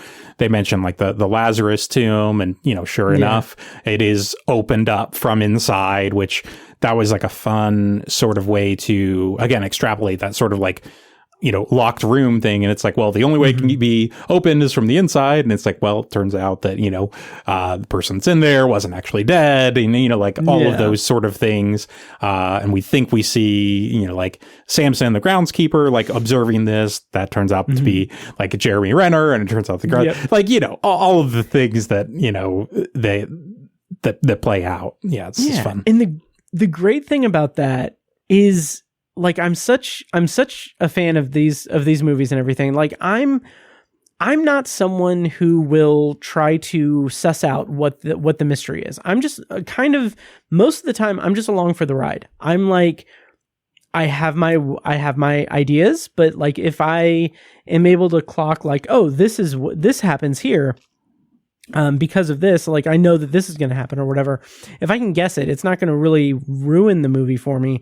But this had such a fun experience tied to it, because throughout the like early parts of the movie, I was like, it's really interesting because I'm a fan of Thomas Hayden Church. I grew up watching Wings. That was like my family's sitcom that we watched all the time.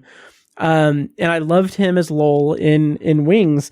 And so I was delighted to see him in this and in other things, obviously. But at one point in the movie, I was like, it's really weird that, he'd cast, Thomas Hayden Church with like the full beard and everything, and also have Josh Brolin. Cause like, I'm just like, they can be you can kind of maybe confuse them a little bit. And then sure enough, that's like, oh, it's intentional. Okay.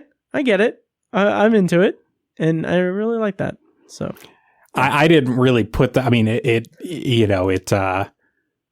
yeah, it makes sense. I wasn't thinking that when Thomas Hayden Church like showed up and everything, but yeah, the way that they're styled in this, is like we kind of find is intentionally, I guess, meant to be confusing. Could be confused. Yeah, which is what makes it so great for me, because from my personal experience seeing it, because like when I had that thought, that's all it was just a quick thought. I was just like, oh, it's kind of weird that he would do that, and then when we see Samson / Josh Brolin, what is his name? Monsignor Wicks. I forget his first Wicks, name. Yeah. Jefferson Wicks. So when we see Josh Brolin, thinking it's Josh Brolin, but it's actually Samson, like that didn't register with me. It wasn't like I was like, oh, that's why or anything. It's just like, oh, okay. Like, how did he come back to, like, what is going on? I'm just along for the ride. And I love that. I thought it was great. Yeah, we also got some, pretty graphic, like, disintegrating bodies and acid. Like, that was a little surprising. Yeah, seeing that clip from the trailer, that was a fun sort of way for them to foreshadow that with the, not formaldehyde, but whatever that is, the green gunk or whatever. Oh, yeah. There's some other, oh gosh, should have remembered this. There's some other, was it, it was that Giallo movie I brought in the Folds of the Flesh, right? That had the disintegrating. I was like, there's some other movie I saw the past few weeks that had that sort of like, acid bath stuff. I think it was that one. Nice. Anyway. Which one was it? I think that was in the Folds of the Flesh. I think it was. Okay. That was the one that I brought, that Giallo one that I hadn't even seen beforehand. But that's right. I'm sure Rian Johnson has seen that movie. So yes. but regardless, this is way inside baseball, way too. I'm so sorry, but has he seen Nick or For the Gents? That's right, Nick the film. Yeah, that's right. Yes, Nick the film. Yeah. Anyway, I bet he will as soon as he can, as soon as they're available. Yeah. But anyway. But yeah, that was pretty, probably one of the gnarlier like parts of any of these Knives Out mysteries. You'll get some deaths sometimes, but not usually that gruely, that gnarly. So yeah, oh yeah, and it kind of plays out like it feels like that in an interesting way, that kind of gothic sort of way, outright horror. Like that's like, you think like, oh, this at that point, I don't believe anyone would actually believe like, oh, he actually was resurrected and he like killed him or whatever. But just the thought of it's like, oh, okay, so yeah, that's what's happening. Like, okay. Yeah, I like that the movie sort of flirts with that, like, maybe, I don't know. I mean, it seems a little silly for me to be like, I guess I like suspension of disbelief. Like, I don't know if he's going to be able to solve this one, guys. But like, I like that it's, again, that he's met his match with like, not just unexplainable things, but within this backdrop, he's like, like the sun coming in from the, through the stained glass or whatever. And it's just like, maybe I'm like sort of outmatched. Like maybe there is a quote unquote simple explanation that's not based in traditional reason. So, I don't know. I like those sort of like, those sort of obstacles for him in this. But yeah, of course, very satisfying to get all the conclusions and everything, and seeing, Glenn Close's character and, Jeremy Renner's character sort of conspiring. And, I did notice the, what was it? It was something about Eve's apple in the other corpse. I thought at some point when they were investigating the tomb that like, I was like, wait, was he holding something or something? Like, I don't know what it was. I can't even remember now, but I was thinking like, was there something that, that's what I think it was. That I was like, I thought he took something from the corpse, basically. Again, I only got like 5% of it or whatever, but I'm like, it seems like something's missing. I think that's what I was thinking. And of course, that was like a very small part of it. But being that the Adams, or the Eve's apple rather, $80 million worth, apparently $80 million or something like that. Ridiculously expensive. Jewel that was the inheritance, that was the missing inheritance and all that sort of stuff. So oh yeah. And how did you feel about that kind of flashback, the backstory stuff with I can't remember, the harlot, whatever they called her, all of that stuff. Yeah, Harlot Witch. No, there's already enough MCU people with Josh Brolin and Jeremy Renner and Infinity Stones, I guess, with the gem. We're not going to do that. This is Red Skull Avengers Doomsday. That's right. Yeah, this is just a different side of Infinity War for the Soul Stone. This is a different, different take on that. Anyway, God help us all. Anyway, no, I thought it was all good, and that's a fun sort of part of and that was a fun part of the mystery where I'm like, well, how did they hide it? And like, they thought there were going to be numbers to like a bank account, and it's like, well, that was such a fun scene where they step a little bit closer back to the is it the snow globe thing or something like that, and they go through it and they're trying to find like numbers that don't end up being there. But that was a lot of fun. So we can talk a little bit about the phone call then in more in spoilers with that, with him calling for the information of who ordered the contractors to come in to basically prep the tomb for him. Two things about that. One, I didn't I meant to go back and listen, but at the end of the movie, when we see her on the phone, or like her brother calls and says something to her, was that Joseph Gordon-Levitt's voice? Maybe. I know he has voice cameos in these movies. Yeah. His voice, I think, he's like the baseball announcer that Samson's listening to in his earpiece or something. He's the okay. Okay, but he might also be the person you're talking about too. I know he's in all three of these movies. Glass Onion, isn't he the name here? He's the voice behind the not security system, but something like that. Yeah, that's right. The bell. Yeah. That was great. Yeah. Okay. It would make more. Yeah, he is the baseball announcer. You're right. Yeah. I'd forgotten that there was any audio there. So.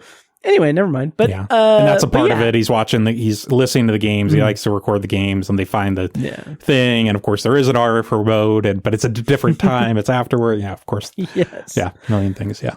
So good. Good. We love these movies, don't we, folks? Yes. But the phone call with her, I can't remember her name, but how it transitions from them needing the information, and then she just kind of lets it slip a little bit that she's like, I'm not doing that well. My mother or grandmother's sick, mother's in hospice or something. And then like just that shift with Josh O'Connor's character, where he's just like, okay, now he's doing his job. And like, that's him finding his purpose, like what he wants to do with his life and everything. And it's just so warm and like heartwarming and beautifully done. And I think that that's something that makes this movie for me in a lot of ways, because it then kind of goes into the big finale of the movie with Benoit Blanc, like ramping up to do his big, like his version of sermonizing, where he's laying out like the truth of everything. And then he's like, but I can't solve this case, to give Glenn Close the opportunity to give her confession with her dying breath. It's God damn it, I love Rian Johnson so much. It's so good the way that he is able to spin all of those plates for all of these levels of the mystery, and then to come to have a moment where it comes home to roost, where it's like this incredible character driven thing that has mysteries within it, and like donut holes upon donut holes in it to fill the donut hole. It's just great writing. Yeah, definitely. And I think, that phone call is a great example of like a scene where, again, and that scene is so crucial because like for me too, like I'm like, lady, just give him the information. Like, you know what I mean? Like that's where I am too, where I'm just like, I just want to like, cause like we're so close, and it's like, you actually aren't even at that point. Right. But it's about him, and like, he's able to notice that. And then he ends up staying on the phone with her for, I think they said like a couple hours or something. Of course, Benoit's around, like kind of tapping his foot and all that. But it's such a crucial moment for what he's about, what he cares. I mean, he cares about this mystery, of course, and clearing his name, but he can't turn that off. He can't turn that sort of ability to know when someone is hurting, and they need, they have something they need to, unburden or confess in this kind of particular context. And again, I mean, you see that early on with the way that he contrasts with Wicks, and that who is very much like, he wants to, kind of like slam the Bible and say like, you're doing this wrong, you're doing this wrong, and all this stuff. And, that's just not what Judd is about at all. He's a lot more, and quite frankly, I mean, I'm not a Catholic scholar by any means. I've gone to mass of friends and Catholic weddings and things like that. But the ones I've been to have been perfectly nice. But I think the sort of fire and brimstone, Catholicism can be pretty hardcore, as we know. Yes. So that at least can be the more traditional sort of sense of things of, It's very can be very confrontational. And Judd's kind of seeing a different way. And I think, again, in this context, what I was talking about with like public shaming and everything of like, that's the way that like Wicks feels. And he's wielding that power in a way that's very cruel, as we see like the way that he goes about like confronting these certain like parishioners, saying like, I'm going to shut this down, and like, all just like kind of like really, really picking at people. He's just kind of an impossible guy to like, behind closed doors, especially, but even publicly, it's kind of amazing that he hadn't been killed sooner, I guess. Right. So anyway, all that to say, I like that, again, in the intersection of like, well, what is the best way, I say to like be the best church, but really to sort of mission to folks in this time. What's the best way to be to people? Yeah. And again, thematically, that just was in line with everything else that I thought that this movie was in conversation with. Yeah. Well said. Well said. Yeah. Anything else we should talk about in spoilers? Because I know we're running a little bit low on time. Any other thoughts and spoilers, or should we kind of close it down? I mean, close it out. I mean, people will be able to see it, on Netflix. That is one thing. Just putting a cap on the whole like Netflix theatrical blah blah blah. Like, I am glad that people will be able to see this. I get more worried that it will be kind of disposable and will get replaced by the other thing in the row, in a week or two.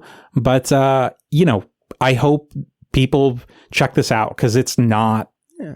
It is not just something to play on the background while you're on your phone. Like, it is. Right. It deserves and demands your full attention, and hopefully admiration. I mean, these are really very well crafted entertainments. So that would be. It's sort of the sort of good news, bad news with this is that it'll be available for a lot of people to see very soon.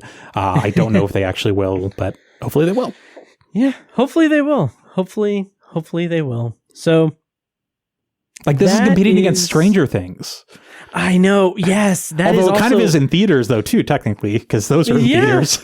Yeah, that's interesting. Like, it's coming out in between the last batches of episodes of Stranger Things. Like, that's, I mean, that is our one true God. So, that is, we all worship at we all are live in fear of, of Stranger Things. Yeah. So. Yes. Yeah. Wow. So, to recap, this is your favorite of the Knives Out movies so far?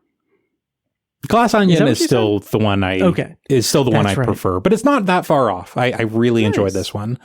And I do hope he'll be able to make a fourth one winter set. Mm-hmm. Be awesome.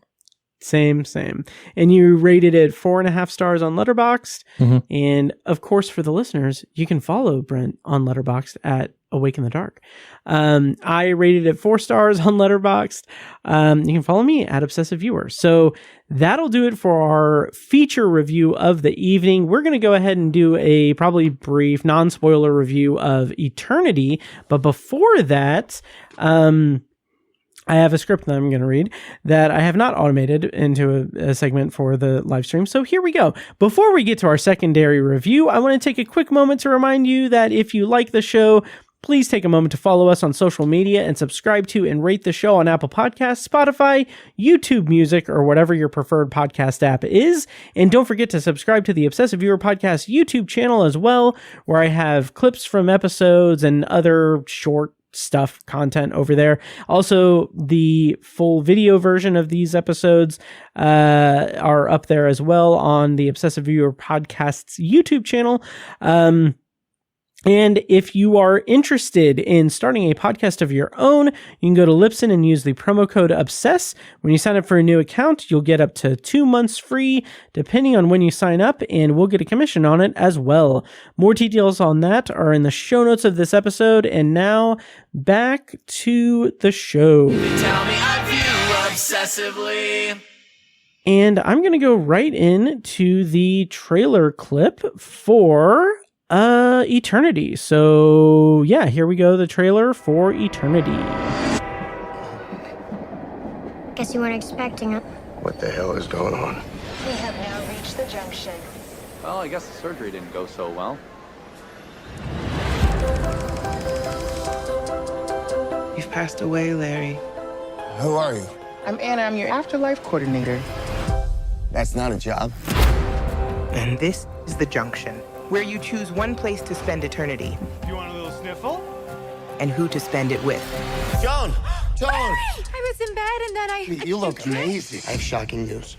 You're dead. Yeah, how'd you know? It took him forever to figure that out. All right. So our secondary review this evening is for Eternity. We're going to do a non-spoiler review. This movie is still in theaters, I believe.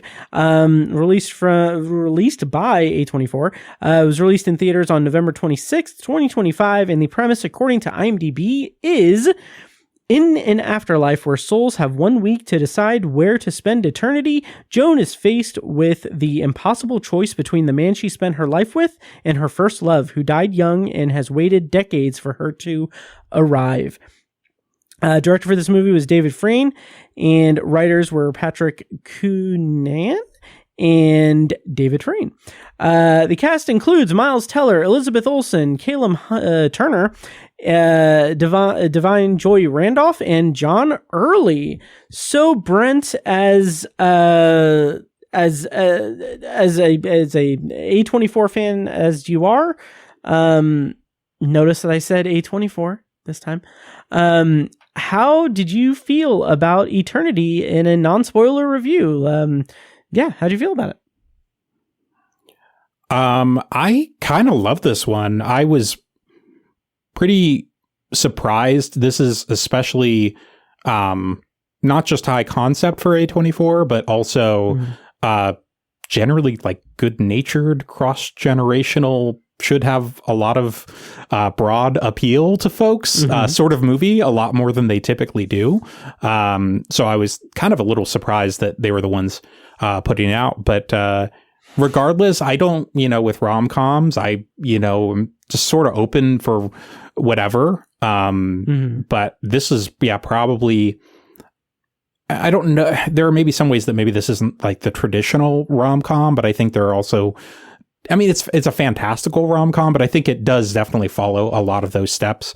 But I felt like in a really satisfying way, I was able to just really go with this. And I think having such a, again, like high concept pitch, that this being like in the afterlife, and this is how sort of things go, that you're picking these eternities, and kind of classic like love triangle sort of dilemma.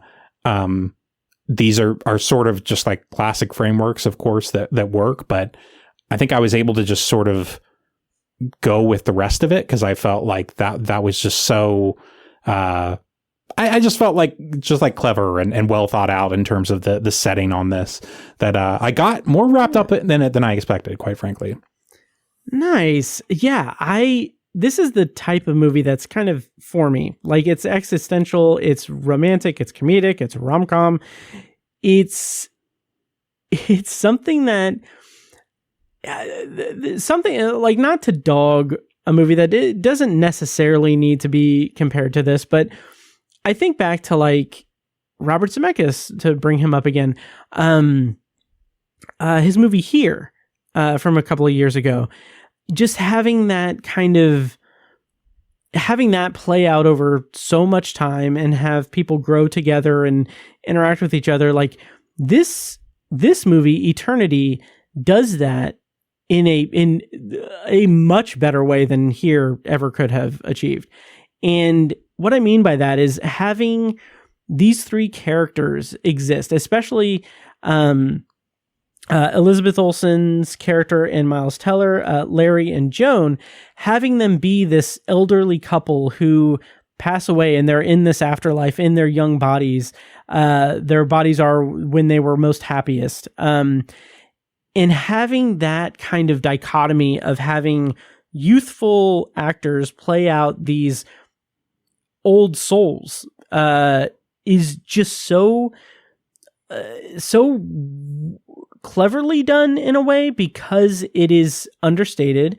It is something that is just kind of there. Like, you get the feel like, oh, these are old people who have lived a lifetime together, and you can see the way that they interact, and it's kind of jarring to see them as youthful people. I don't know, but I thought that was cool.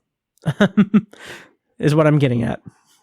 Yeah, and to just kind of like carry over from the trailer, basically Miles Teller and Elizabeth Olsen's like characters are like older. They're like in their 80s. They both die like a week apart. And in this afterlife, they're of course in younger bodies, you know, they're the younger version of themselves. They say early on that you're like in your, is it like what is the best version of yourself? That's how you appear or something like that. It's when you were most happiest. Yeah. When you were happiest. Right. Yeah. Yeah. Yeah, and a funny, kind of a fun thing with both of their performances, Miles Teller and Elizabeth Olsen, is they have this sort of like old timey affectation that they're doing that I actually didn't catch on. It took me like about 10 minutes to catch on to it, and I'm like, wait, why did they? And I was like, that's right, they're like 80-year-olds in 30-year-olds bodies or whatever. And I don't know. Maybe that is like, that might be a creative choice that people just absolutely clangs for people and they hate it. But, and Callum Turner's character, now he of course dies when he's in, I guess maybe is he late 20s? I don't know exactly what his character. Probably like maybe early 30s. So like around the same. Yeah. So that makes it work too from that perspective of like, okay, these are three people that are, anyway. So he dies in the Korean War, which there's a lot of jokes about that, you know, whatever. That's a great running joke. It's so good. It is really good. Anyway, So he talks sort of, I guess, maybe how they would a little more in like the 50s. But again, it's just kind of sort of like a fun little detail in their performances that I really dug. And there's something very cross-generational about this that I think, honestly, a lot of movies don't even bother with anymore. I mean, right. I don't know if this is just something where studios, I'm not even talking like 4-quadrant, but just maybe I guess a wholesomeness to it, but just like where it's like, this is like a movie that you could conceivably see with like your parents and probably your grandparents and probably kids, you know, it's PG-13. So, you know, be advised there. But I mean, there's not, well, yes, there's some language and, you know, innuendo and things like that. But I mean, it's definitely something where, you know, it appeals to a lot of different ages. And I think that's something to me, you know, you're just looking at stuff that's coming out. The only thing you can say that about are really like PG movies, which are, or like animated movies or both or whatever. And it just feels like a market that is like, they're not even trying anymore, you know, whereas stuff is just so niche and like, maybe not, but that's just sort of the way things feel. So watching this movie, I was like, I really try to avoid this verbiage when I'm writing reviews, but this does in a certain way feel like the kind of movie they're not making as much anymore. And I think, again, given the context of the story and that it does deal with these sort of like timeless questions, with people stuck at certain parts of their lives and then going back and that sort of thing. I was thinking about it was the forefront a lot more of like I kind of wish we got more of these. Yeah. Oh yeah. For sure. Did you see Big Bold Beautiful Journey earlier this year? No, but that's an interesting, that would be a really interesting one to see in contrast with this or comparison to this, because that I'm going off of spots because I saw quite a few ads for that movie and I know it's totally tanked. Which is a shame. I know Kogonada directed it to really appealingly. The classic thing of like, well, if that movie doesn't do well, if that doesn't, you know, if people aren't seeing that, then I don't know what anything is. That is one I do really want to catch up with, though. Same.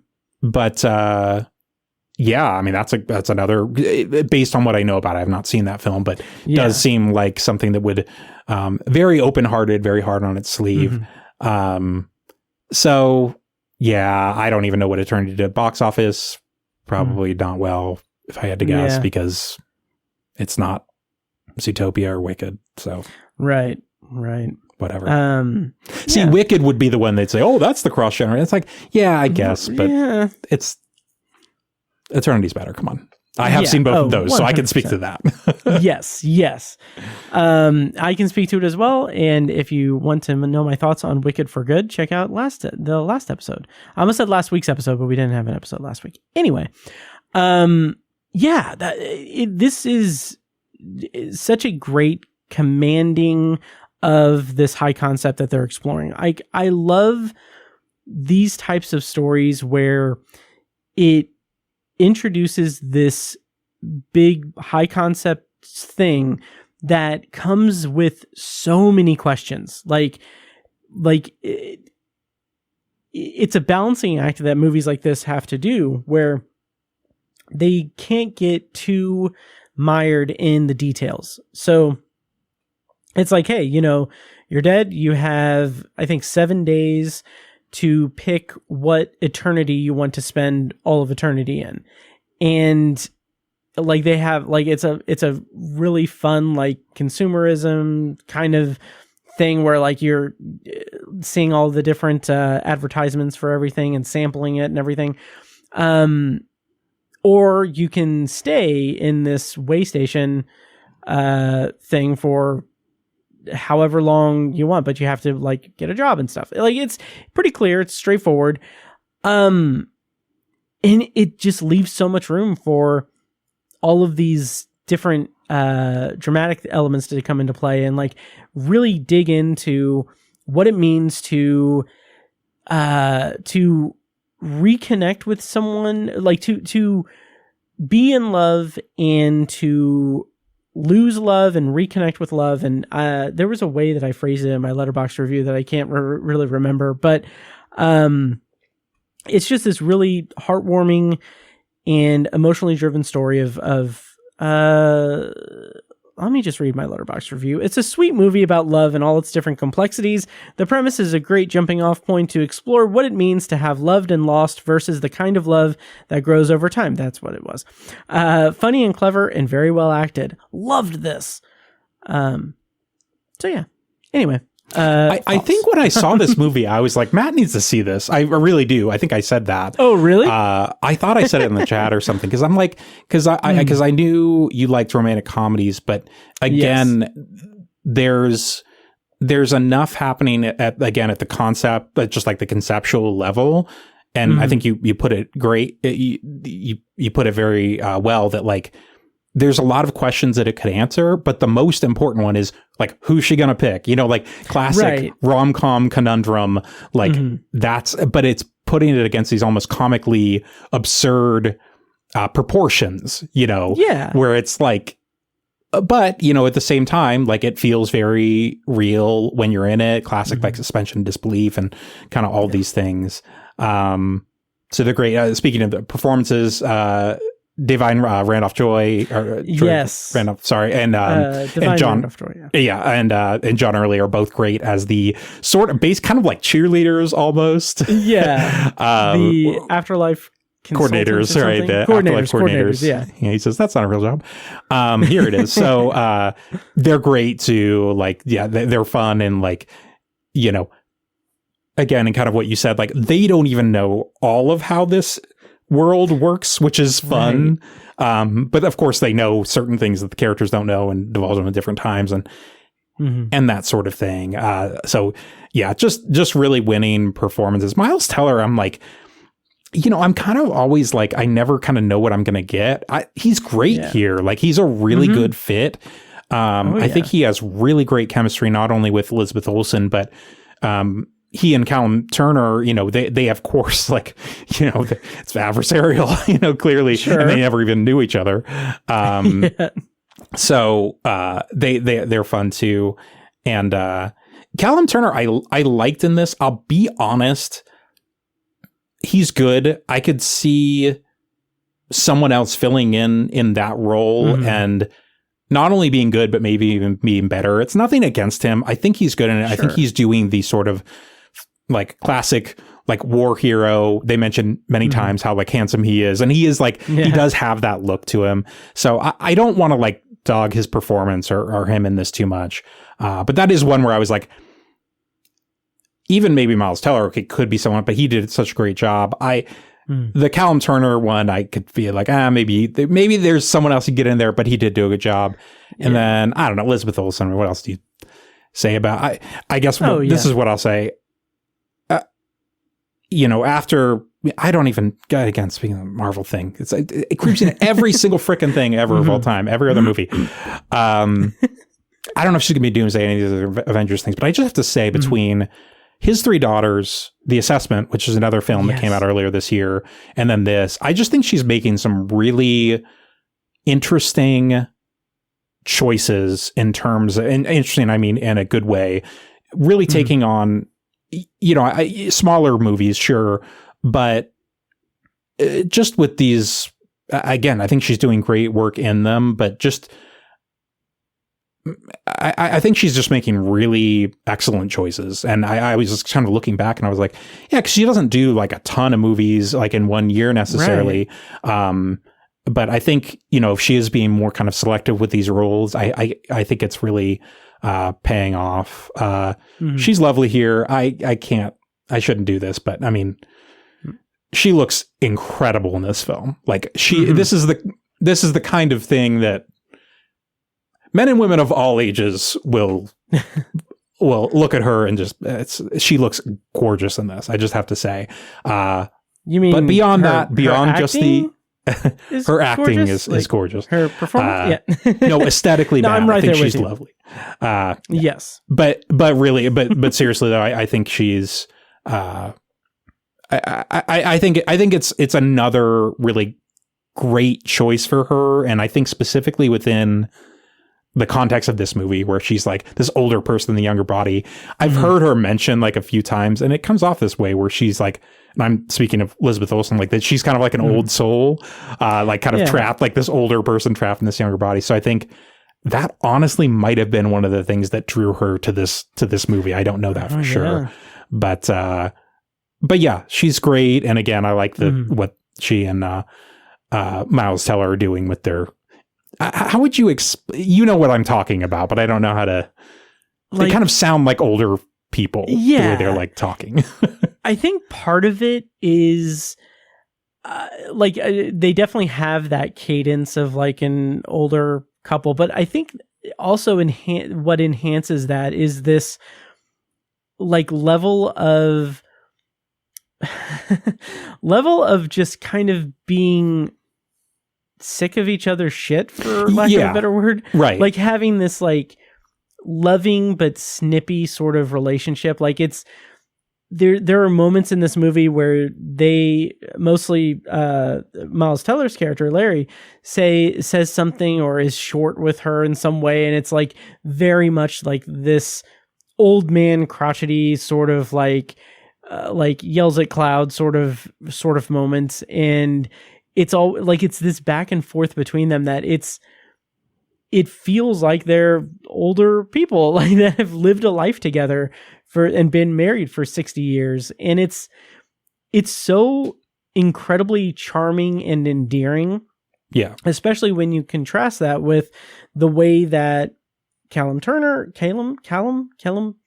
Luke, and Elizabeth Olsen kind of interact as well, because they represent that young love kind of experience. And that's my main takeaway from this movie, is that it does such a great job. Like it's a funny, witty, high concept comedy, romantic comedy, but it also gets at the heart of like what it means to love someone over decades, what it means to love someone and lose them abruptly, and how you move on from that, what it means to reconnect with someone that you loved who is now loving someone else. Like there are so many different like moving pieces to this that I feel the movie does such a great job of centering it on the experience of these people and not harping on the actual like drama of it. And that's something I really appreciate about it, especially when we get to kind of, toward the end of the movie, like the way that things kind of shake out.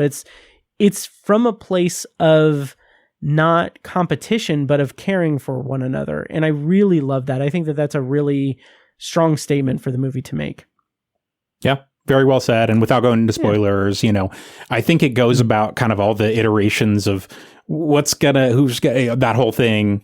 I think, very well. I mean, it kept me guessing, but more than that, it kind of just kept me enthralled. I was just really in for these three, I guess the five if you count the ACs, and I was just really taken with this. I mean, it's man, I think probably one of the bigger surprises of the year for me, if I'm really thinking about it, because just in terms of because this is just quite frankly not a movie I see very often. And if I do, it might be one that I don't, we joked about like Alan McKay, but like, that is, James L. Brooks. I mean, you think of that. I mean, there's definitely some like James L. Brooks in this movie and some Albert Brooks in this movie, in terms of like kind of the sort of storytelling. And, I don't see, especially in 2025, like a lot of these sort of movies. So I was really taken with this one, and I haven't seen The Good Place, by the way. I should have mentioned that in my review.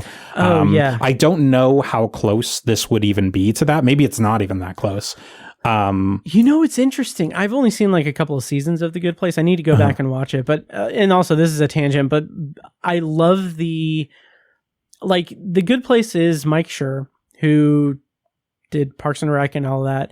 And the show Upgrade on Amazon Prime is Greg Daniels, who did The Office and went on to Parks and Rec as well. Like those two shows, like this movie Eternity is like a meld of, my understanding, a meld of those two kind of shows, like afterlife and determining how to spend that afterlife, and there's a lot of existential stuff at play there. And I think in a bigger sense, it's interesting to see these types of projects come to life.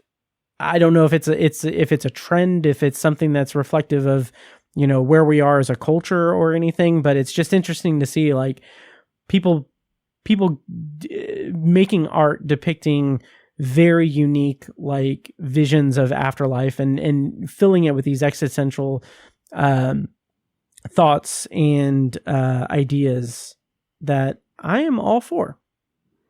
Yeah, I mean, they're timeless things. I mean, hopefully romance will never die, and we will never know for sure what happens to us after we die. So that's also a kind of a timeless concept. So this is kind of, like you said, a melding of those two kind of grand ideas that, I don't know. Hopefully that'll keep this movie sort of evergreen. Yeah, absolutely. That's about it for our review of Eternity. I ended up rating it 4 stars. Brent, what did you rate it on Letterboxd? I gave it a 4 as well. Yeah, I think it's really solid, and I think in terms of rom-coms, I don't know this year that you're going to do any much better than this one, to be honest. Yeah, in terms of ones that are like released this year. So check it out. Absolutely. I don't even know if it's still in. Maybe it is still in theaters, because it kind of had like a weird staggered release. Like, I think it would like expand it around Thanksgiving. So I might still be in. If it's still in theaters near you, check it out. I mean, it's definitely one that you can see with friends, see with family. Yeah, absolutely. So that's our review of Eternity. Once again, you can follow Brent at Awake in the Dark on Letterboxd and check out his website, awakeinthedark.com. I do not believe we're going to do a potpourri section because I have not eaten dinner and I'm very hungry. Eat some potpourri. Yes, exactly. Before we go, Brent, could you tell people what you've got coming down the pike in terms of reviews coming up or any film review stuff or whatever? Next review will probably be Marty Supreme is what I'm planning on. I'd really like to rewatch it before I review it, but we'll kind of see what happens there. The publication I write for is going to be off for Christmas, so there's not going to be one there. So pretty much Marty Supreme, and then I think pretty much just my top 10 list for the year will be coming out. So Yeah, a little slower review-wise towards the end of the year, but, with all our IFJA stuff, we're definitely keeping busy, so. Yes, I was going to say, you earned yourself a break, but I know we are 72 hours away from deliberations for and I have like awards, 7 more movies to watch before then. So. Yeah, and then you have this asshole having you on a podcast for 2.5 hours. No, it's I would make time for it even at the busiest time of the year, so. Well, thank you. So then you are going to be able to record with me at 11 a.m. on Saturday? Let's do it, yeah. We'll record the meeting, I guess, yeah. Yeah, exactly. But speaking of the IFJ, the awards are going to be announced on Monday. We're deliberating on them on Saturday, and I'm going to be recording a Patreon exclusive breakdown of the winners that is going to post sometime early next week, hopefully Monday, but we'll see. Next week on the show, the plan is, hopefully I can make it happen. Welcome to Derry. I'm going to be reviewing season 1 of that show with Mitch Ringenberg. So that means that in addition to watching screeners for awards consideration and everything, I am also going to have to really pound the pavement to watch it. Welcome to Derry. Record my reviews, post them on Patreon, and then be prepared for the episode next week. So anyway, hopefully I can pull that off. But that's it for this week's episode. Of the Obsessive Viewer. As always, thank you so much for thank you so much for listening, and make sure to follow the show on social media and subscribe to the podcast on your preferred podcast app. Also check out Obsessive Viewer Podcast's other shows, Tower Junkies, a Stephen King podcast hosted by Tiny and myself, and Anthology, the Twilight Zone and classic sci-fi podcast hosted by me. We are getting close to episode 500. We've got some plans for that that hopefully involve Tiny and Mike. So look forward to that. First week of January is when it's scheduled for now. Next week, Welcome to Derry. Thank you for listening. We'll see you next week. And now, enjoy this short clip from a recent Patreon exclusive episode. For the full episode and more Patreon exclusive content, sign up at patreon.com/obsessiveviewer. Child's kind of perspective on things by saying, like, we already know the most evil things about humankind from our people's experience in history. Don't muddy that or even belittle that by engaging in these fantasy ideas of horror that doesn't exist, because we know what real horror is. Very just incredible dialogue, incredible scene. And that also kind of not necessarily mirrors the scene with Major Hanlon, but also kind of just speaks to that grounding level of that, with Major Hanlon talking about Korea and his injury and how he doesn't want to really talk about it, and how his big thing is, like, we never finished the job in Korea. Just a very authentic, realistic kind of viewpoint of, like, an adult perspective on things in both of those scenes. And I think that's something that you really need in order to balance out the kids ghost hunting. Thank you for listening to the Obsessive Viewer podcast. This episode was produced and edited by me, Matt Hurt. If you have feedback, thoughts on our episodes, or just want to connect, you can email me at matt@obsessiveviewer.com. For more information on this show, including a full archive of our episodes and show notes, visit obsessiveviewer.com. And if you enjoyed the show, please give us a follow on social media and subscribe to us on your podcast app of choice so you never miss an episode. Also, consider rating and reviewing the show on Apple Podcasts, Spotify, and Audible to help increase our visibility and grow our community. If you want to support the show and get early access to new episodes, as well as a steady stream of exclusive episodes, you can join our Patreon at patreon.com/obsessiveviewer. For information on more podcasts presented by obsessiveviewer.com, visit obsessiveviewer.com/podcasts. Our theme song is A Little Mad Sometimes by As Good As It Gets. For more of their music, check them out on Spotify and at asgoodasitgetsmusic.com. Thank you so much for listening, and we'll see you in the next episode. Get up to 2 months of free podcasting service with Libsyn. Check out the show notes for your promo code to get started podcasting today.